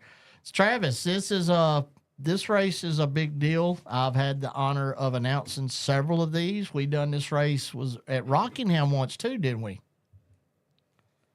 Well, yeah, this is the 7th year of the Axle 4-Cylinder Nationals. We, of course, have been running the series for, I think, 8 or 9 years now, and we've kind of been a little bit everywhere. We ran the Roval. It wasn't necessarily the Nationals, but I think we kind of dubbed it as like a summer Nationals just as we're pushing that. But, man, I know there wasn't a lot of cars at that Rockingham race, but, man, that was still a blast. Like I said, I still have guys talking about that, just being able to get out there on Rockingham Speedway and running that, even if it was the Roval. A lot of guys really enjoyed that and came away with just a really good time. Heck, I enjoy just to say that I've announced at Rockingham Speedway, Sydney. That's a big deal for me as well. I had fun too. Good. The crowd was good. I mean, they were very festive and loud, and it was definitely a good time. You're going to have. I aged. I don't even know how much I aged that race. I mean, it wasn't until a week before the race that they even told me they didn't have a PA system anymore. So I remember. Yeah, scrounged up a PA system, and it sounded good. I mean, it was. Yeah. Yeah. It was like I said. There was a lot of stuff went in that race, but there was a whole lot of stress. Who won that race? I can't remember. I think Bug. Stramiska won it? Yeah. I think. No. No, he had issues. Well, there was a lot of them blowing up that race. It was. What is it, Shane? I can't. It was between Luke Knight? and Shane. I know. I can't remember who it is. Yeah, Shane Knight and Luke. Good Lord, they're probably going. Somebody's going to clown me for not remembering his last name, but it's been, like I said, my brain's been mush here recently. But yeah, it came down last lap, and I know they could have taken each other out and didn't, and it wound up just being one heck of a race. So you'll have practice on Friday, correct? Yes, sir. Practice. We're running practice 12 till dark. Like I said, pretty much we'll run that $40 for the car. All the spectators and crew members will get in under that. There's no admission for it. Just, like I said, drop $40 for the car, and you can practice right on from noon till whenever it's too dark to see. Saturday, the schedule of practice is going to be starting pretty early, correct? Yeah, we're going to try to run the race in and get it before the majority of the cold hits, and really a lot of people. I don't want to sit there all day long and then go all the way into the night. So practice is going to be, the gates are going to open at 8. Fuel and tires will be open tentatively at 9 o'clock. Like I said, we'll try to open it a little bit earlier if we can. I just want to make sure I get everybody in place before I get them bombarded for tires and fuel. But practice will be rolling off at 9:30. We got 4 divisions running. We'll have the Bombers, the Mod 4s, the Legends, and then of course our 100 lap mini stock guys that are going to be pulling up for the feature. So the Cobra tires are going to be the tires available on the facility, correct? Yes, sir. Yeah, we're still allowing the Hoosier 800s. We allow the 790s. We even still allow the American Racer tires. But the Cobra is what we will have there for sale. The Cobra tires there are we're selling for $135 a piece, so it's $540 for a set. So like I said, they're no tires cheap these days, but they are a little bit more economical and getting a lot more life out of them. So it's not really necessary, to buy 2 or 3 sets of tires to run a full round of practice on and everything else. You can buy a set of Cobras, put laps on them in practices, and you'll still be good to go by the time of qualifying and racing. Those of y'all just tuning in, this race will be at Carteret County Speedway, and I am very happy to announce that I will be calling this race along with my buddy Alan Vick. When I talked to you the other day, I asked about Alan Vick, and there's just something about Alan. When as an announcer, there's certain people that me and Randy Pulliam, same way at Bowman Gray, that you just really love announcing with certain people. And since 2017, me and Alan has been a team, leave Bowman Gray, go to Carteret. Of course, this year I haven't been there, but I want to thank you, Travis, for asking me to be a part of this. I'm really excited about this, and I say it all the time. I was at New River a couple of weeks ago for 2 weeks straight. Got to see a lot of people. But, outside of Bowman Gray, Carteret's almost like home to me. Mm-hmm. I can't wait to see Miss Vicky, see you, see your mom. There's so many people at Carteret County Speedway that I'm looking forward to seeing. So I'm in front of everybody watching and tuning in and yourself. I want to thank you for allowing me to once again be a part of this America Carolina Mini Stock Challenge Series race, buddy. Say marathon. Yeah, no, absolutely. It's like I said, you've done it for I can't even remember how many years you've announced this race for me before, and I'm a big believer. If it ain't broke, don't fix it. So if something's working, I'm going to keep plugging what works. How many cars are you expecting this weekend? I think we're probably in the 20-25 range. Honestly, the years I've done pre-registration, I wind up stressing myself out so much about it and worrying about getting one more car and everything else. And I realized that we put the information out there. Guys know what I'm about. Guys know that I'm fair. We got a rule book. We go by our rule book. And the people that show up are going to show up, and there's nothing I can do at the end of the day to, I can't beg anybody to come. I want everybody to come. Everybody's welcome. But the people that aren't going to come just aren't going to come. The people that want to come and race with me, they're going to show up, and we're going to have a good time. Definitely, no doubt. And I will say this: you're fair across the board, and that's important as well. And every time, and you get 20 cars at Carteret County Speedway on that 4/10 mile flat track, you're going to have yourself a good race, and there's no doubt about that. Could you let us? Who's some of Sydney Sanders right here? That's AJ's daughter-in-law. That's my co-host, and she did tell me that AJ's coming, but he's driving a different car. Sydney, is that correct? That is what I heard. Right.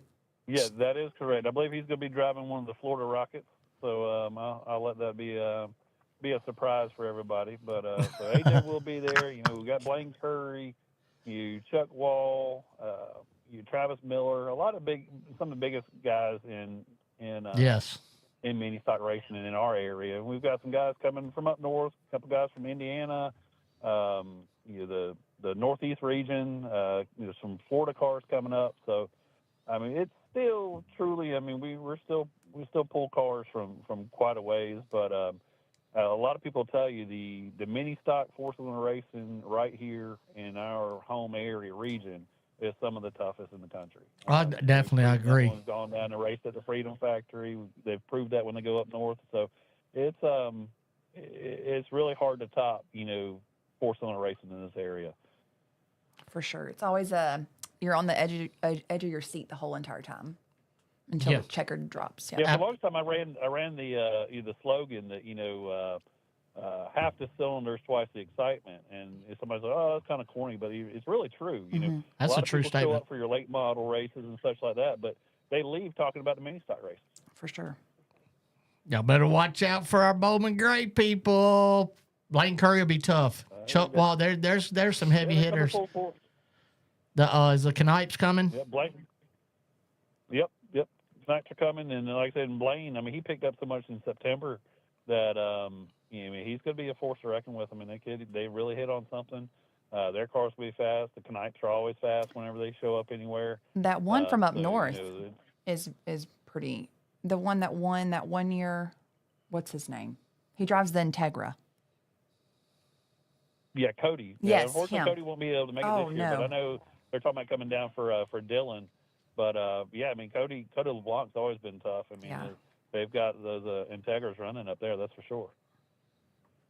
Definitely going to be a good time. If anybody needs any information about what's going on with the Carolina Mini Stock Challenge Series race at Carteret County Speedway, you can go to the Carolina Mini Stock Challenge Series Facebook page.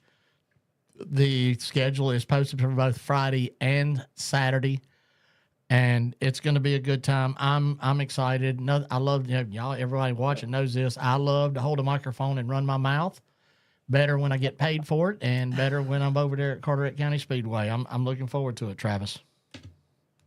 Yeah, absolutely. I appreciate it. We've kind of dropped the general admission prices. So I want to make sure that I have, especially right now. And of course, I've been peeking in on election results for tonight. But some people are struggling financially. So I mean, we're trying to help our fans out. We dropped general admission tickets down to $10 for adults.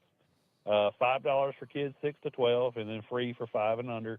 So should be a pretty affordable night to come out and watch some good racing. And like I said, just bring the whole family out and have fun. And like I said, we're all going to sit back and listen to Chris talk and blow wind and everything else. And hopefully at the end of the night we can all crack a beverage of our choosing and cuss and discuss and enjoy the rest of the night together. That's right. Sounds good, buddy. Well, Travis, I always appreciate you being on. And once again, I do want to thank you for allowing me to call this race. And I'm looking forward to working with my buddy Alan Vick. And I'll see you Saturday morning, bud. I'm gonna come Friday. I'm gonna stay in Swansboro, but I'll be by just to say hey and just see who's all there, kind of get some notes and stuff. And looking forward to getting this thing going Saturday. Thank you for being on, man.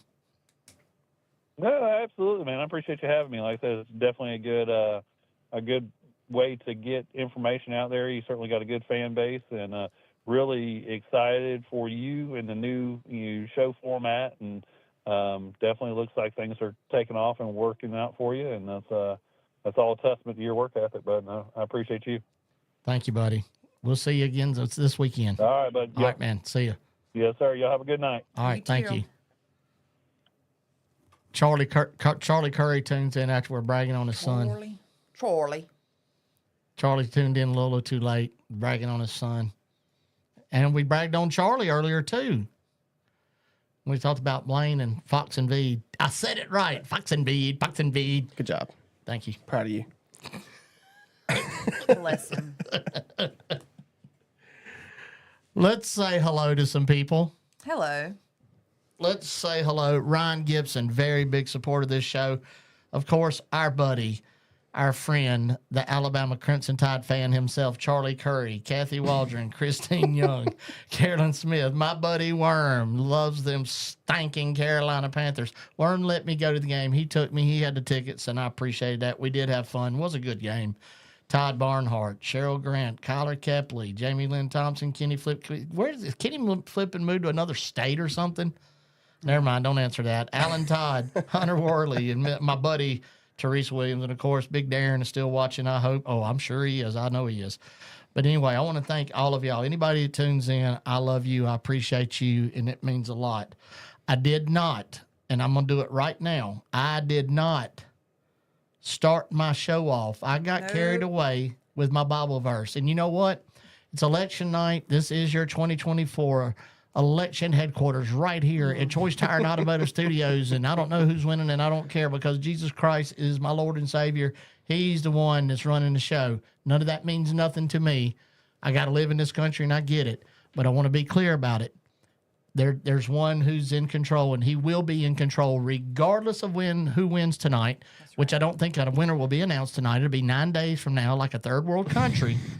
But with all that being said, really simple Bible verse out of Psalms 133:1, how good and pleasant it is when God's people live together in unity. Psalms 133:1, I'm going to read it one more time. How good and pleasant it is when God's people live together in unity. And that's what, we all get mad at each other, and it's bad that we call each other idiots because we like a different person that's running for office. And that's sad that we're at that stage and where we are in this country. But I think we need to show a little more love. Right. Coming up next, Bubba. Your cousin, Sydney. My cousin. Your nephew, Bubba Pollard, coming up next. We got a lot to talk about. I'm looking forward to it. You better enjoy it, because I ain't going to have him on for about another 6 months after this. Play out again. Fox and Veed. Get too tore up for you folks. It seems you got a lot of options. How far up the list I go, I won't know, but I know.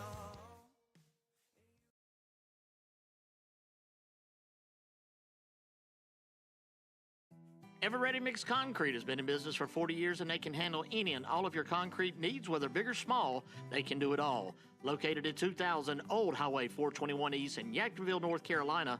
Ever Ready Mix Concrete, they're family owned and operated, and for a free quote, give David Adams a call at 336-961-6688.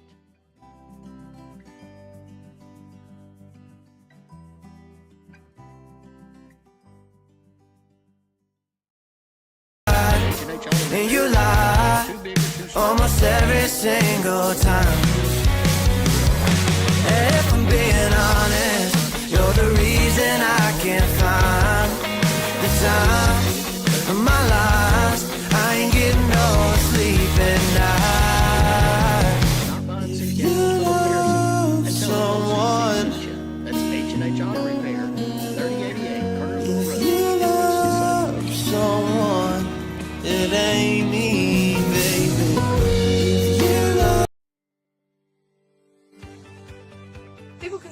detail their vehicles because I've been doing it for years. I've worked on stuff from $1,000 all the way up to $100,000, but at the end of the day, you still gotta live up to the same standard. I put love and care into every vehicle. I just want to make sure my customer's happy because I like getting everything. I mean, every crack, every cranny, anything I can get. I really just want it to be squeaky clean. I know how I want my ride to look like at the end of the day, and I should do the same thing to yours.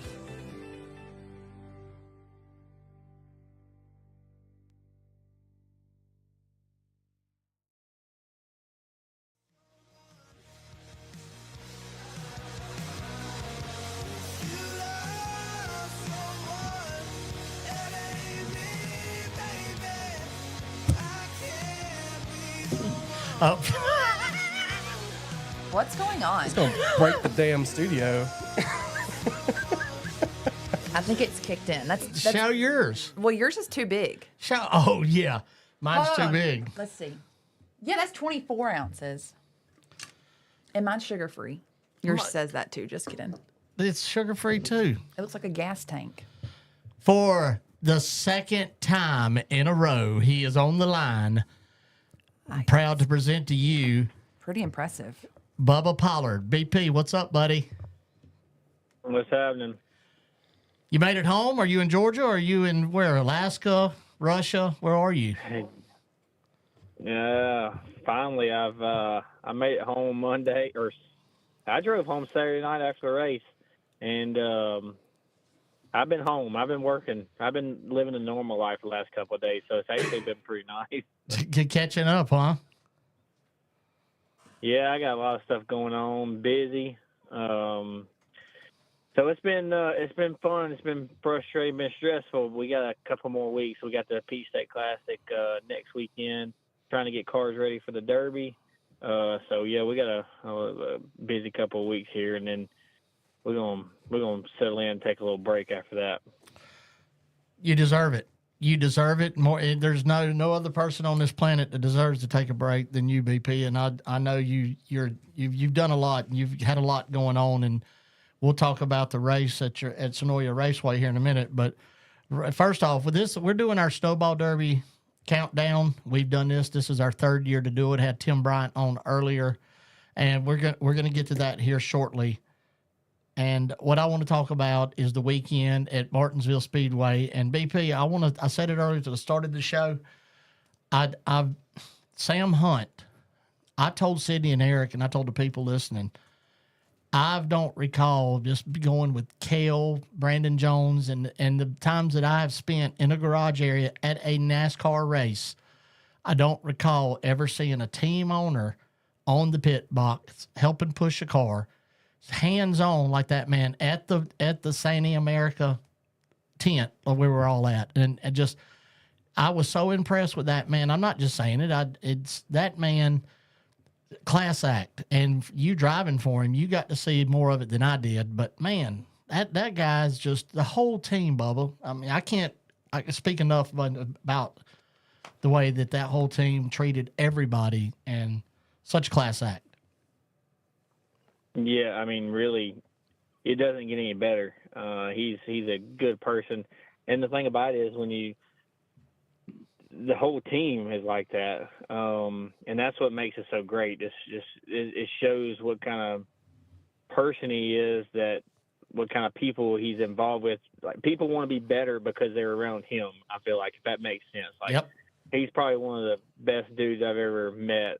Just down to earth. He's worked hard for what he's got. He's like you and I. He's no different. He has it. I call it forget where you come from kind of deal. He's been very successful, and as our team grows, he's going to continue. And we talked a lot on a personal level about things and my situation and kind of how he started. And I got a lot of respect for him. What he's done and what he's built over there, and man, I'd love to go racing with those guys and people like that, him and everyone in the shop on a weekly basis. It made it fun. It made it enjoyable. It didn't matter how much pressure he had on you.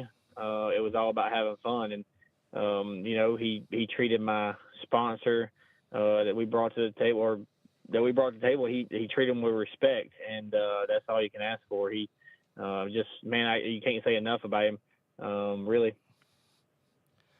So I had a couple of them guys to ask me, is he always like this on the radio? I said, yep. You had it. They didn't know what to think about you on that radio. And that's BP for you. You know, he's out there having fun. He's going to do the best that he can to the best of his ability. And, you know. Well, I was angry at myself. Man, I just couldn't do nothing. The car was super tight there, and I probably talked too much. I hope I didn't. But it was good. I mean, I was I just couldn't pass those guys, and I was frustrated, and I was beating up myself. But they made the car better for me there at the end. I just really wish we could have stuck it out and had a good finish, because I feel like it was coming there at the end. We just got a little momentum, you know? Yeah. And but yeah, I probably talked too much on the radio. No, they enjoyed it. I promise they did. Practice, you was 4th fastest in Group 1 in practice. I told your dad. I told Sonny, I said, that's, you know how Sonny is. If it ain't P1, he's, oh, Lord, you know, that's just Sonny. It ain't good enough. Yeah, he wants P1. And I said, Sonny, the car's got good speed, it seems. He's fine, you know. And then the Group 2 come out. Overall, you was 13th fastest. Then you go out and qualify 17th. Okay, so I kept reminding anybody around me that would listen, and everybody that was there Friday qualifying was there at Richmond. I said, are y'all not forgetting where our driver started at Richmond? I felt like at a 17th, and I thought you was already ahead of the 8 ball as compared to what happened at Richmond. Your thoughts on that, please? Yeah, I mean, really, just not having the seat time and stuff like that. It's just not just how far to push the race car, right? And so all I could think about in the back of my mind was don't mess up like I did at Richmond and overdrive the car. And, you know, we talked right before we went out, don't lock up the left front, overdriving it. So I just kind of made it to myself, look, I'm just going to go out and make a good lap, and kind of a easy, make sure we get a good lap to where, you know, we get a decent starting spot. And that's what we did. So those guys, you know, gave me a good race car. I just kind of frustrated myself a little bit, and, you know, of doing better. But, man, it's just so tough. I mean, there's no excuses. You got to get the job done at the end of the day. But, man, it's just tough the way NASCAR does practice and things like that, and not sitting in the race car and not having much practice for those guys to adjust, because everybody doesn't drive the same. They've had different drivers. I think we counted up, they've had 9 different drivers in their cars all year. So that makes it tough when it comes to having giving feedback or just showing up to the racetrack with a good baseline, because when you got that many drivers, everyone does drive different. We all don't tend to drive the same. So what one guy likes, I may not like, and vice versa. So the team, you know, Sam Hunt Racing, for everything they have to go through, they really do a great job. So it's hard doing what they do, and just having different drivers every week's tough. Those of y'all just tuning in, we're talking to Bubba Pollard, and this segment's brought to you by Hall's Heating and Air Conditioning. They're a full-service HVAC company. It's been in business since 1984. They do new construction, service installs, and much more. Check out their Facebook page, Hall's Heating and Air Conditioning, or give them a call at 336-996-4522. So the green flag drops. BP is 17th. And me and your step-cousin, TJ, we're over there, and we're doing what we do. You know, go, Bubba. And I'm swaying back and forth and biting my fingernails and watching, and I'm watching on the pit box. And it's 12th. I'm like, uh-huh. And I had this grin like I just won a scratch-off lottery ticket for $1 million. And then it backwards and then forwards. It was like such a roller coaster today. And with, I guess what, Bubba, 68 laps to go is when you come on the radio and just say, oh, this thing ain't doing good at all. And I was heartbroken because I felt like a possible 10th or so, at least a top 10 car, no worse than 15th. I really thought that with your driving ability, the more you drove, the better you would get. Just you get more and more used to the car. That's just how you operate, in my opinion. And I felt really happy about that. And then you come on the radio. I could tell in your voice that, you know, you just, I really don't have no words for it. You won't be honest about it, but yeah, that's part of racing. And what was really crazy about it is when they put you behind the wall, me and TJ's walking, we're all sad, and hey, that's okay. You know, we had fun.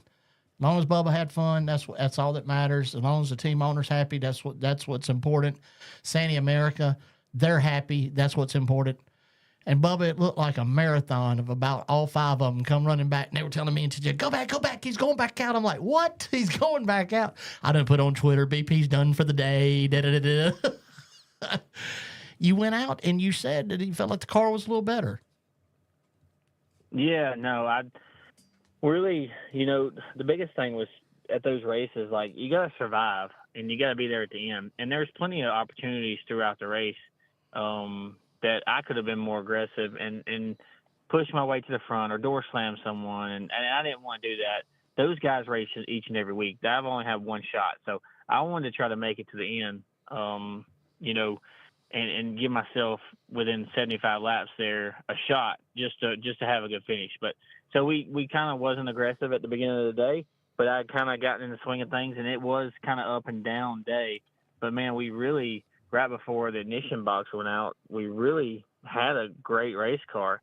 It was starting to come to me. I was getting more comfortable. I had to be disciplined in the race car, really, and I kind of had to slow down to go fast. I was actually trying too hard, I feel like, throughout the whole race. And once I slowed down to go fast, I was fine. So, yeah, I think we ended up started picking some off right there, right before we had that problem on the outside, and we was making good gains, and then that happened. And come in, we made another adjustment, put our tires, we was 25 laps down, and we were really showing good speed. There wasn't no reason to push the issue with, you know, Sam. You know, we didn't need to tear up our race car running 25 laps down. So we kind of did what we needed to do there to learn and just build.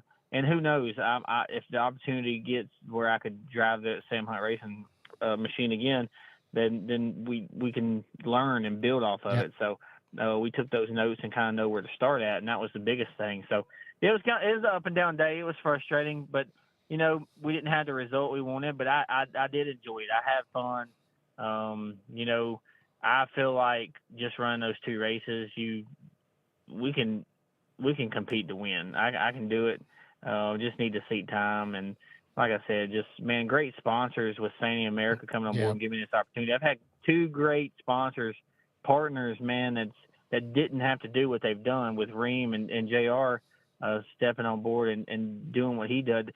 I mean, he's the one, Ream and JR is the one that kind of got this deal going. Who knows if the Sandy deal would ever happen without JR. So, I mean, even though Ream we're not doing anything else with them, I mean, they're the ones that got this started for me. So, I think you never know where 25 is going to end up, but I think I really appreciate what they've done, and both companies, and hopefully we can do it again.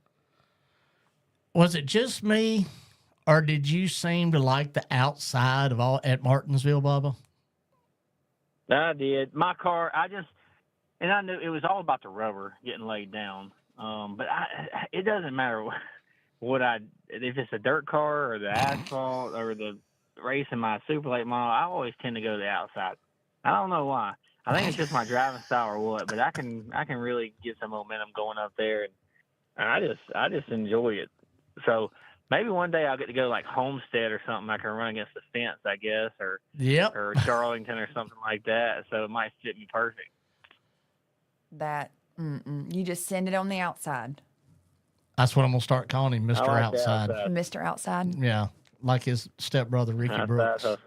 Ricky Brooks. All right, so I had a good time. I thank you. Thank you for allowing me to be a part of all this, you know, regardless of whether it's at Pensacola for the Derby or in the NASCAR Xfinity Series.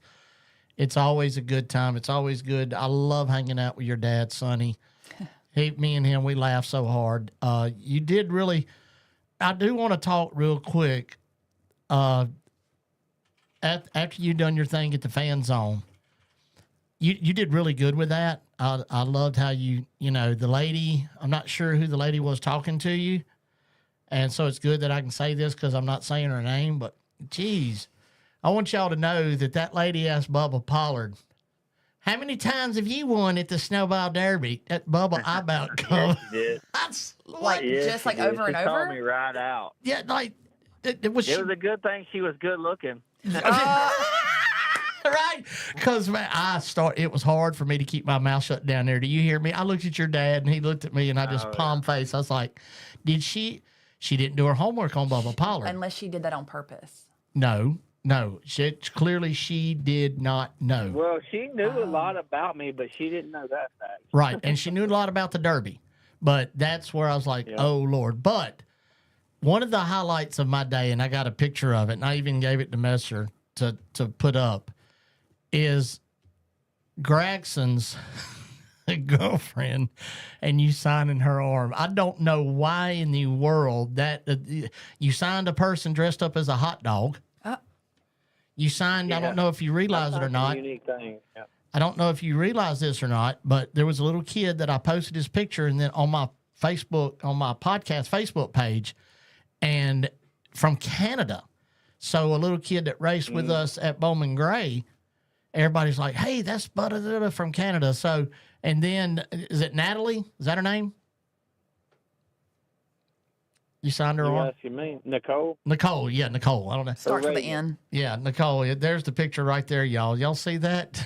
That's Noah Gregson's girlfriend. And she got Bubba to sign her arm. I don't know why that tickles me so much, but good people. We had a good time. Yeah, we had a great time. I really enjoyed it most doing those races because I can, like you and TJ and like my parents, like and Brooke and Ryan, AY, all those Mark, all those people that go with me and are friends and that we've been friends for years can go and experience it with me because it's not only me, it's them too. You know, everybody else is like you. I mean, y'all all been behind me all these years, and I can do it with everyone. That's what's the cool about it, and that's the most important thing with me. And I'm not doing it alone. I'm doing it with my group of people that I've been friends with, that I've done my short track racing, that I've won all these races with over the years. We're doing it together. So that's what's cool to me.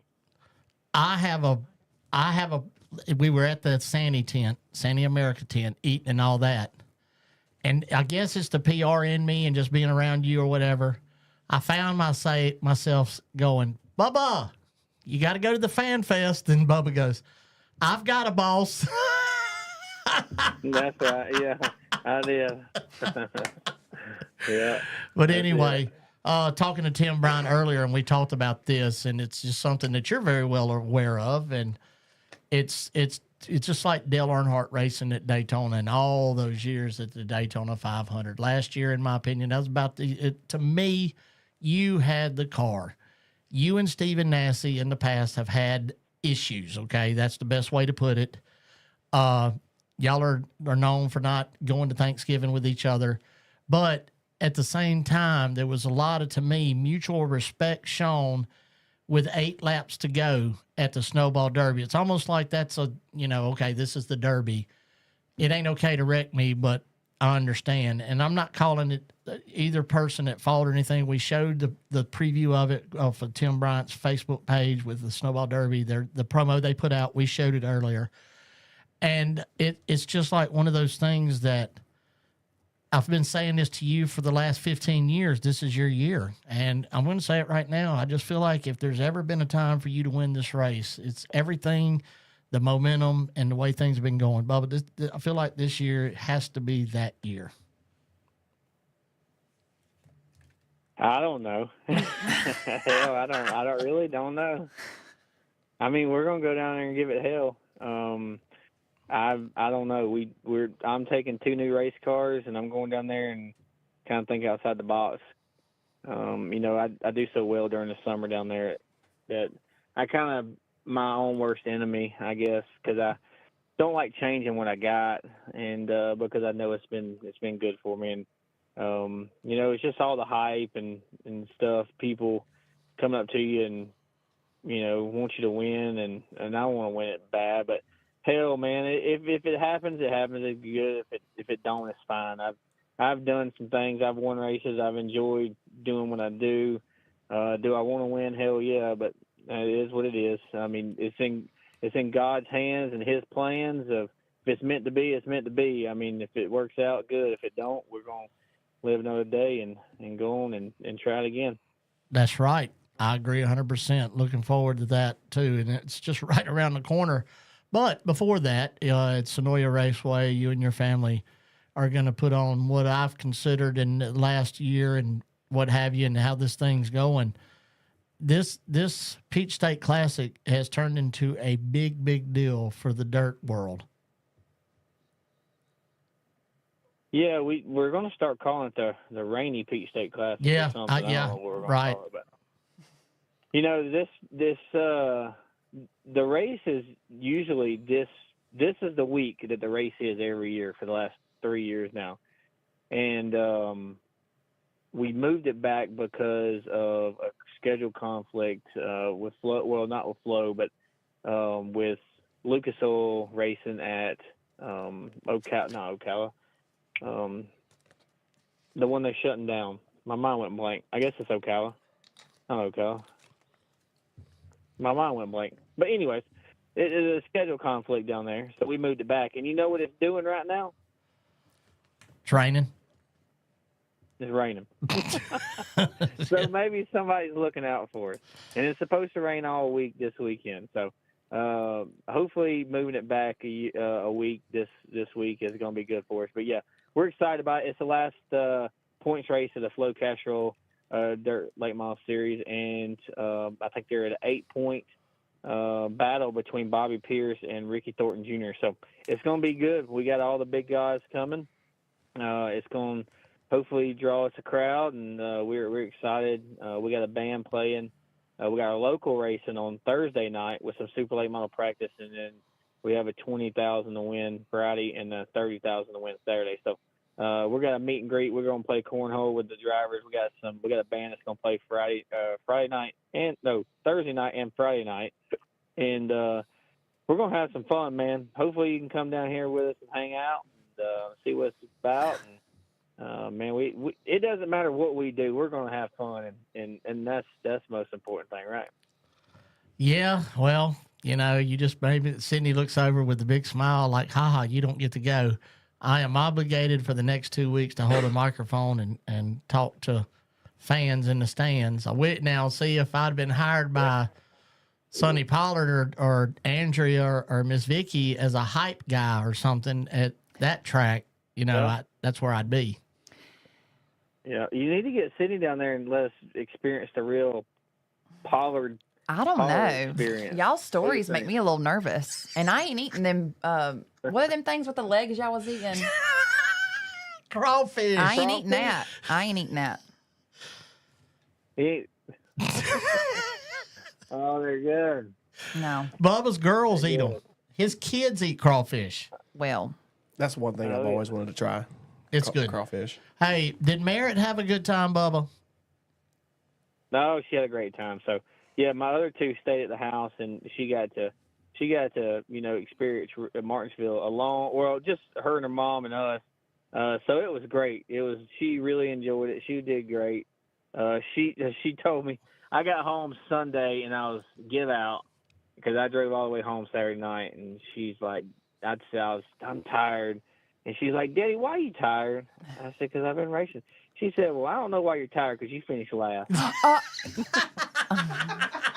You tell her. I said, that's a hard job. That baby is something else. So listen, I had to go back. I left my snuff.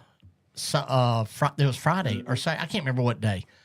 So coming back to where it's dropping me off at, I seen Aaron, your mom, Andrea, and Merritt. So Andrea and Merritt was standing there, and I kind of snuck to where Merritt couldn't see me. So then I kind of popped out from behind this little trailer deal, and I was probably, 150, 200 feet from Merritt, and I started doing this dance, and then she'd get behind Andrea, Then I'd hide again. Then I'd put my head back up and look at her, and I'd start doing this dance again. And she'd go back around Andrea, and she was tilting her head like, I know this guy. What is he doing? Then she just started waving. She knew it was. It took her a minute, but it was so funny. But I'd love seeing them babies. But tell the other two that I said, hey, you ain't got to tell everybody I said, hey, on that end. But I appreciate you, brother. It means the world to me that you, like I said earlier, and I'll say it again, I'm not ashamed to say it. I'm blessed to be able to be a part of what y'all got going on, and you treat me like family. Y'all are my family, and I'm looking forward to many years to come. No, yeah, we enjoy it. We hope. I hope it's not over. I hope we got many. Like you said, I hope we can do it for a while, and we can go to some more NASCAR races, and dirt track races, and just have some fun. But we enjoy you being around us. It's never a dull moment, right? Ain't that the truth? Well, once again, I was very Sam Hunt and Eric and the guys with Sandy America. They really liked you a lot, and there's no doubt in my mind. I feel like this will happen again next year. I don't see why it wouldn't. There were several of the guys in the crews, like when I thanked them for what they're doing for you and all, and there's like, we've never worked with a driver like this guy, and I said, and you never will. So there you go. But anyway, y'all have fun at the Peach State Classic. I'll see you at the Derby. And thank you for calling in, and I appreciate it. Yes, sir. Thank y'all. Y'all have a good night. You too. All right, BP. See ya. See ya. Bubba Pollard. I ain't got to tell y'all how much I love that guy. Over 30 years, this has been going on. I've been his PR guy. I was that guy on Twitter tweeting everything for him. I mean, we've had some really, we could write a book, make a movie from the book, and it would win an Oscar. A picture book? Oh, you see, you write a book, and then somebody like, I like this book, this should be a movie. And then they make the movie, and then the movie wins an Oscar. Oh, that's this table right here. Is your best Anyway, friend. we're going to take what time is it? You know what? No, we're not. We're not even going to take a break. We're going to go right into this, okay? Okay. Where's my notes? Brandon Brindle was here a while ago. Did y'all see that? Who dat? That is my Saints buddy up this way. Lexa Steffens watching. She is from Carteret County. Appreciate her tuning in. Brandon Krantz is still with us. Want to say hey to Ryan Putnam, and that's where I'm getting at right now, Ryan. And Teresa Williams, I didn't see what you had said until it was too late on the 13s. Okay, so with that being said, we'll start this weekend's events going on right around here in this racing area. This weekend, the Fall Brawl presented by Valasta is going to be at Hickory Motor Speedway. My buddy Darren Krantz Jr. will be there. Also, my other little buddy, my 14-year-old wheelman, Tristan McKee, he's going to be there. Late models, limited late models. You can get all the information that you need to know at the Hickory Motor Speedway website, which is hickorymotorspeedway.com, or check out their Facebook page. They got everything you possibly need to know. That is going to be a good race. And what sucks about this is also this weekend, you got to choose between watching some modifieds or some good late model racing. And that is a hard decision to make. I totally get it. For me, I would have to go to Hickory because of DJ and Tristan. North-South shootout at Caraway. Then I'm torn because of our Bowman Gray people, because our Bowman Gray sportsman's going to race. So, I feel obligated and dedicated to my people from Bowman Gray. So that would be a hard decision. I'll be there in your presence. I'll be there because I'll be there. Caraway. I'll be there working with Chase and Carson Lofton. Good. So that's good. Like I said, I'll be at Carteret County Speedway announcing the Carolina Mini Stock Challenge Series. So that would be a hard decision. So I am, y'all know this. I say 100 times, I love being able to announce. And Carteret County Speedway is a special place in my heart. The people there, I'm excited about that. So you got the North-South shootout at Caraway, and Ryan Putnam was even saying a big entry list. The entry list is looking very, very stout. Huge. I hope we have a good turnout for our Bowman Gray sportsmen. I'm not sure. I feel like if we could get 10 to 12 of our guys. I think Tommy Neal said it's $2,500 to win. See, now that's what I'm talking about. Also, I do want to acknowledge that our Bowman Gray Street Stocks went to Tri-County Speedway. Yep. They had 12 cars there. Was it 12, 10 or 12? Yeah, 10 or 12, yeah. So, and that's good. And Austin Jones won. Yep, Austin Jones the winner, so congratulations to him. Yeah. Yeah, he's tough, man. They're all tough. But Garage Doors of the Triad, who is also a sponsor of this show. Sally sells seashells down by the, what is it? Stop, Sydney. So you can't even do it right. So also, but Michael Womble with Garage Doors of the Triad, he sponsored that and put that on. West Glasgow and them guys, they went down there. I always like it when our Bowman Gray people can go to other tracks and race. They've always had my full support, and that's pretty neat. Tommy Neal, I do believe, is the heading up for our guys with the Sportsmen. I hope they have at least 12 to 15 cars. He's been putting together a lot of stuff for the Bowman Gray Sportsman guys and the Street Stock guys, I think. Not Street Stock. Not Street Stock, well. No. Yeah. K-Train was doing that. Yep. Yeah, K-Train was doing it. That's right. Yep. Yeah. No. But still, he's doing a good job.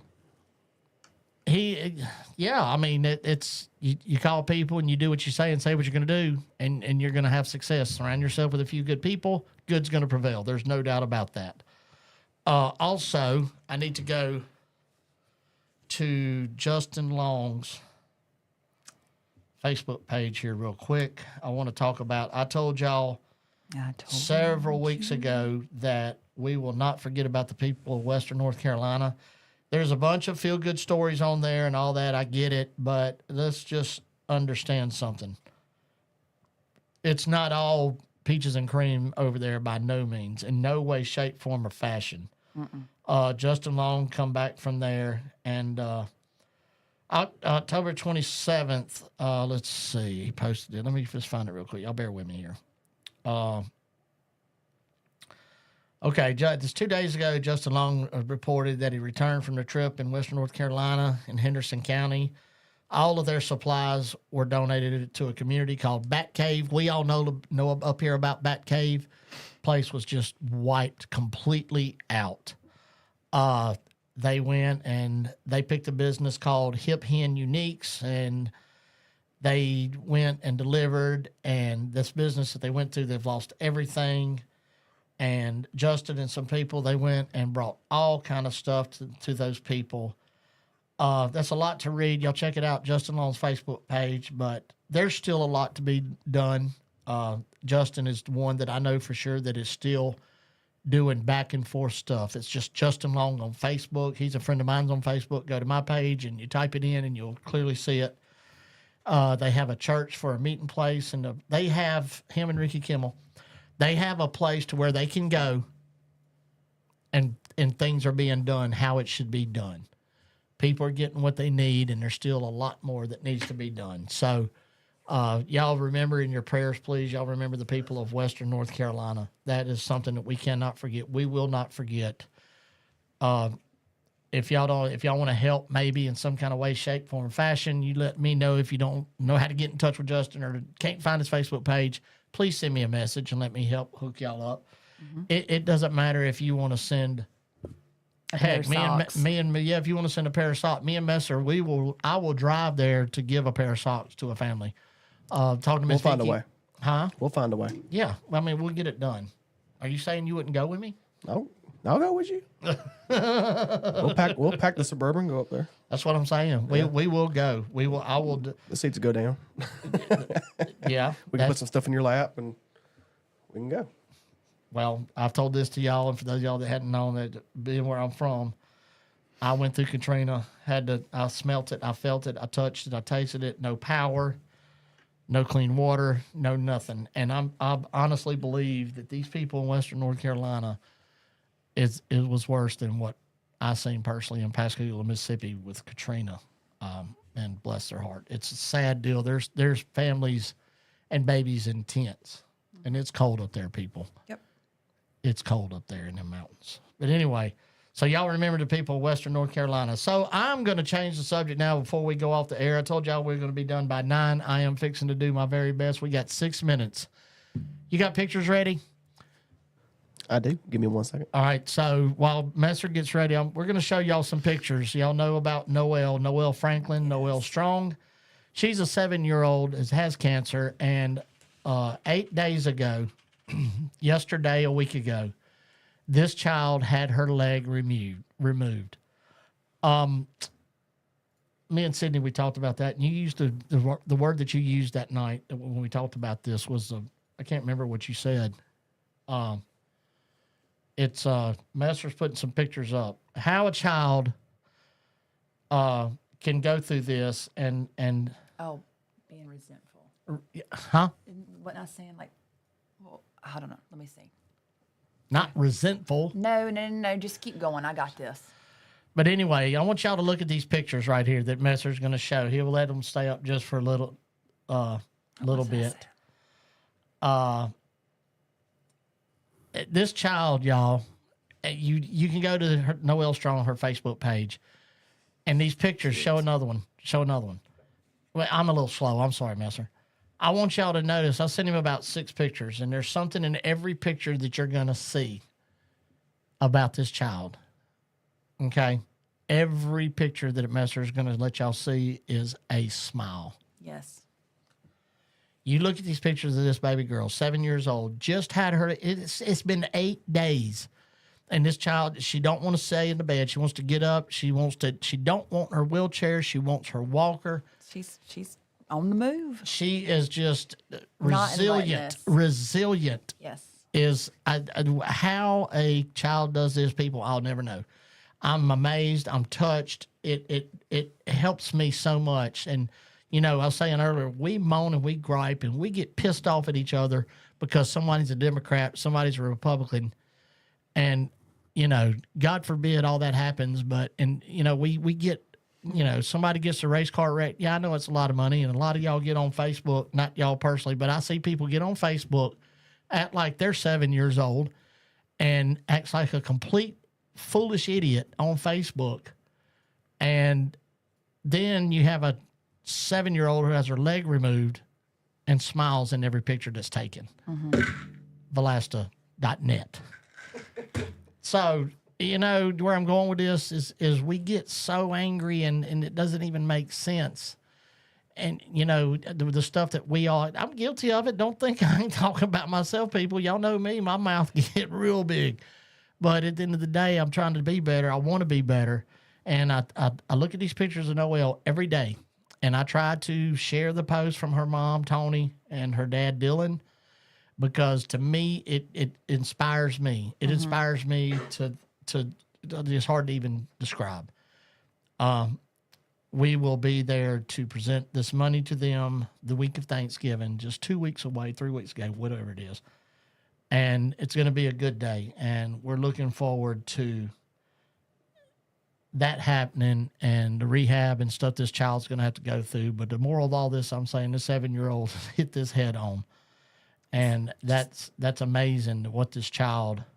She's not letting it knock her down. No, not at all. And it's just, y'all go watch Noelle Strong on Facebook. Go look at some of the videos. It will crack you with her little one leg dancing in her walker and stuff. It's like, how are you doing this, Noelle? Right. Yes. If you remove my leg, I'm going to ask you to put me on top of the tallest building in the world. I'm liable to jump off. I'm just dead. I mean, I would not. It'd be 3 years before you seen me smile. I don't understand. And she's up walking around. Yes. 8 days That's later, incredible. the doctors are amazed. Her parents aren't amazed, but on the other hand, yes, they're like, look at this. But nothing stops Noelle Franklin at 7 years old having her leg removed. Jeff Odom, thank you for tuning in. I will see you this weekend. Bliss. I'll be announcing the Carolina Mini Stock Challenge Series, buddy. I was going to let you know. I think I called Tyler and let him know. Jimmy Absher, I love you. I hope you're winning money in your Bet 365 or however it is you choose to bet on any kind of sports. I have to call him out real quick. He is 0-8 in our fantasy league. I don't appreciate you talking about him. That is our pace car driver at Bowman Gray Stadium, Messer. Are you serious? I'm just picking fun. Yeah, he's 0-8. I'm 2-6. But you're not in our league. You're you're leading the standings in our league. Yeah, I'm 6-3 now. I lost to, who did I lose to? Probably Michael Adams. Yeah, I did, yeah. Beats everybody. God, he makes me sick sometimes. All right, but jumping. Randy Wilson, my old buddy Randy Wilson. I love you, Randy Wilson. He's the AMSOIL dealer here in the Triad area. Anyway, all right, our time is up. I love each and every one of y'all. I say it every show. Y'all mean the world to me. Thank you for the support. Thank you, Darren Krantz Jr., Race for Kids. Y'all check that out, raceforkids.com. Sydney, let's let them hear our sponsors. Okay, we'd like to thank J&T Services, Choice Tire and Automotive, Race for Kids, Valasta, The Garage Shop, Gary Brown with Dream 68, Precision Built Spindles, Pulliams Hotdogs and Barbecue, Frank's Steak in Long Island, New York, Heroes, Patriot Water, 5 Points Tire and Auto, Tea Time Sports Bar, H&H Auto Repair, Burke Street Pub, Captain's Retreat at Bear Creek, Cogar Plumbing, MJ Printing and Graphics, Messer Media, Garage Doors of the Triad LLC, Velocity USA, Hall's Heating and Air, Robbins Sandblasting, Realtor Renee Hackett, KevinSaysYes.com, Colfax Towing and Auto Repair, Squeaky Clean Express, Speed 77, Louis Custom Showers and Glass, Mule Skinner Truck and LLC, Thunder Road Bar and Grill, Midway Mobile Storage, Midway Music Hall and Event Center, Ever Ready Mixed Concrete, Make TV Great with Nate, DL Outfitters, and Cobble Speed Shop. November the 26th, we will be, us three, along with Donnie Allison, Robin Penderton, and possibly Grant Enfinger. We're going to be live from the Garage Shop in Catawba in the Denver, North Carolina area. Super excited about that. We will continue next week with our countdown to the Snowball Derby brought to you by Valasta. Thank you to all my sponsors. Thank you, Eric Messer. You're doing a great job, buddy. I appreciate you. Thank you. I appreciate you, and I love all of y'all. Thank you very much. Until next week, y'all stay safe. God bless. Tell me why it costs so much to live. Tell me why it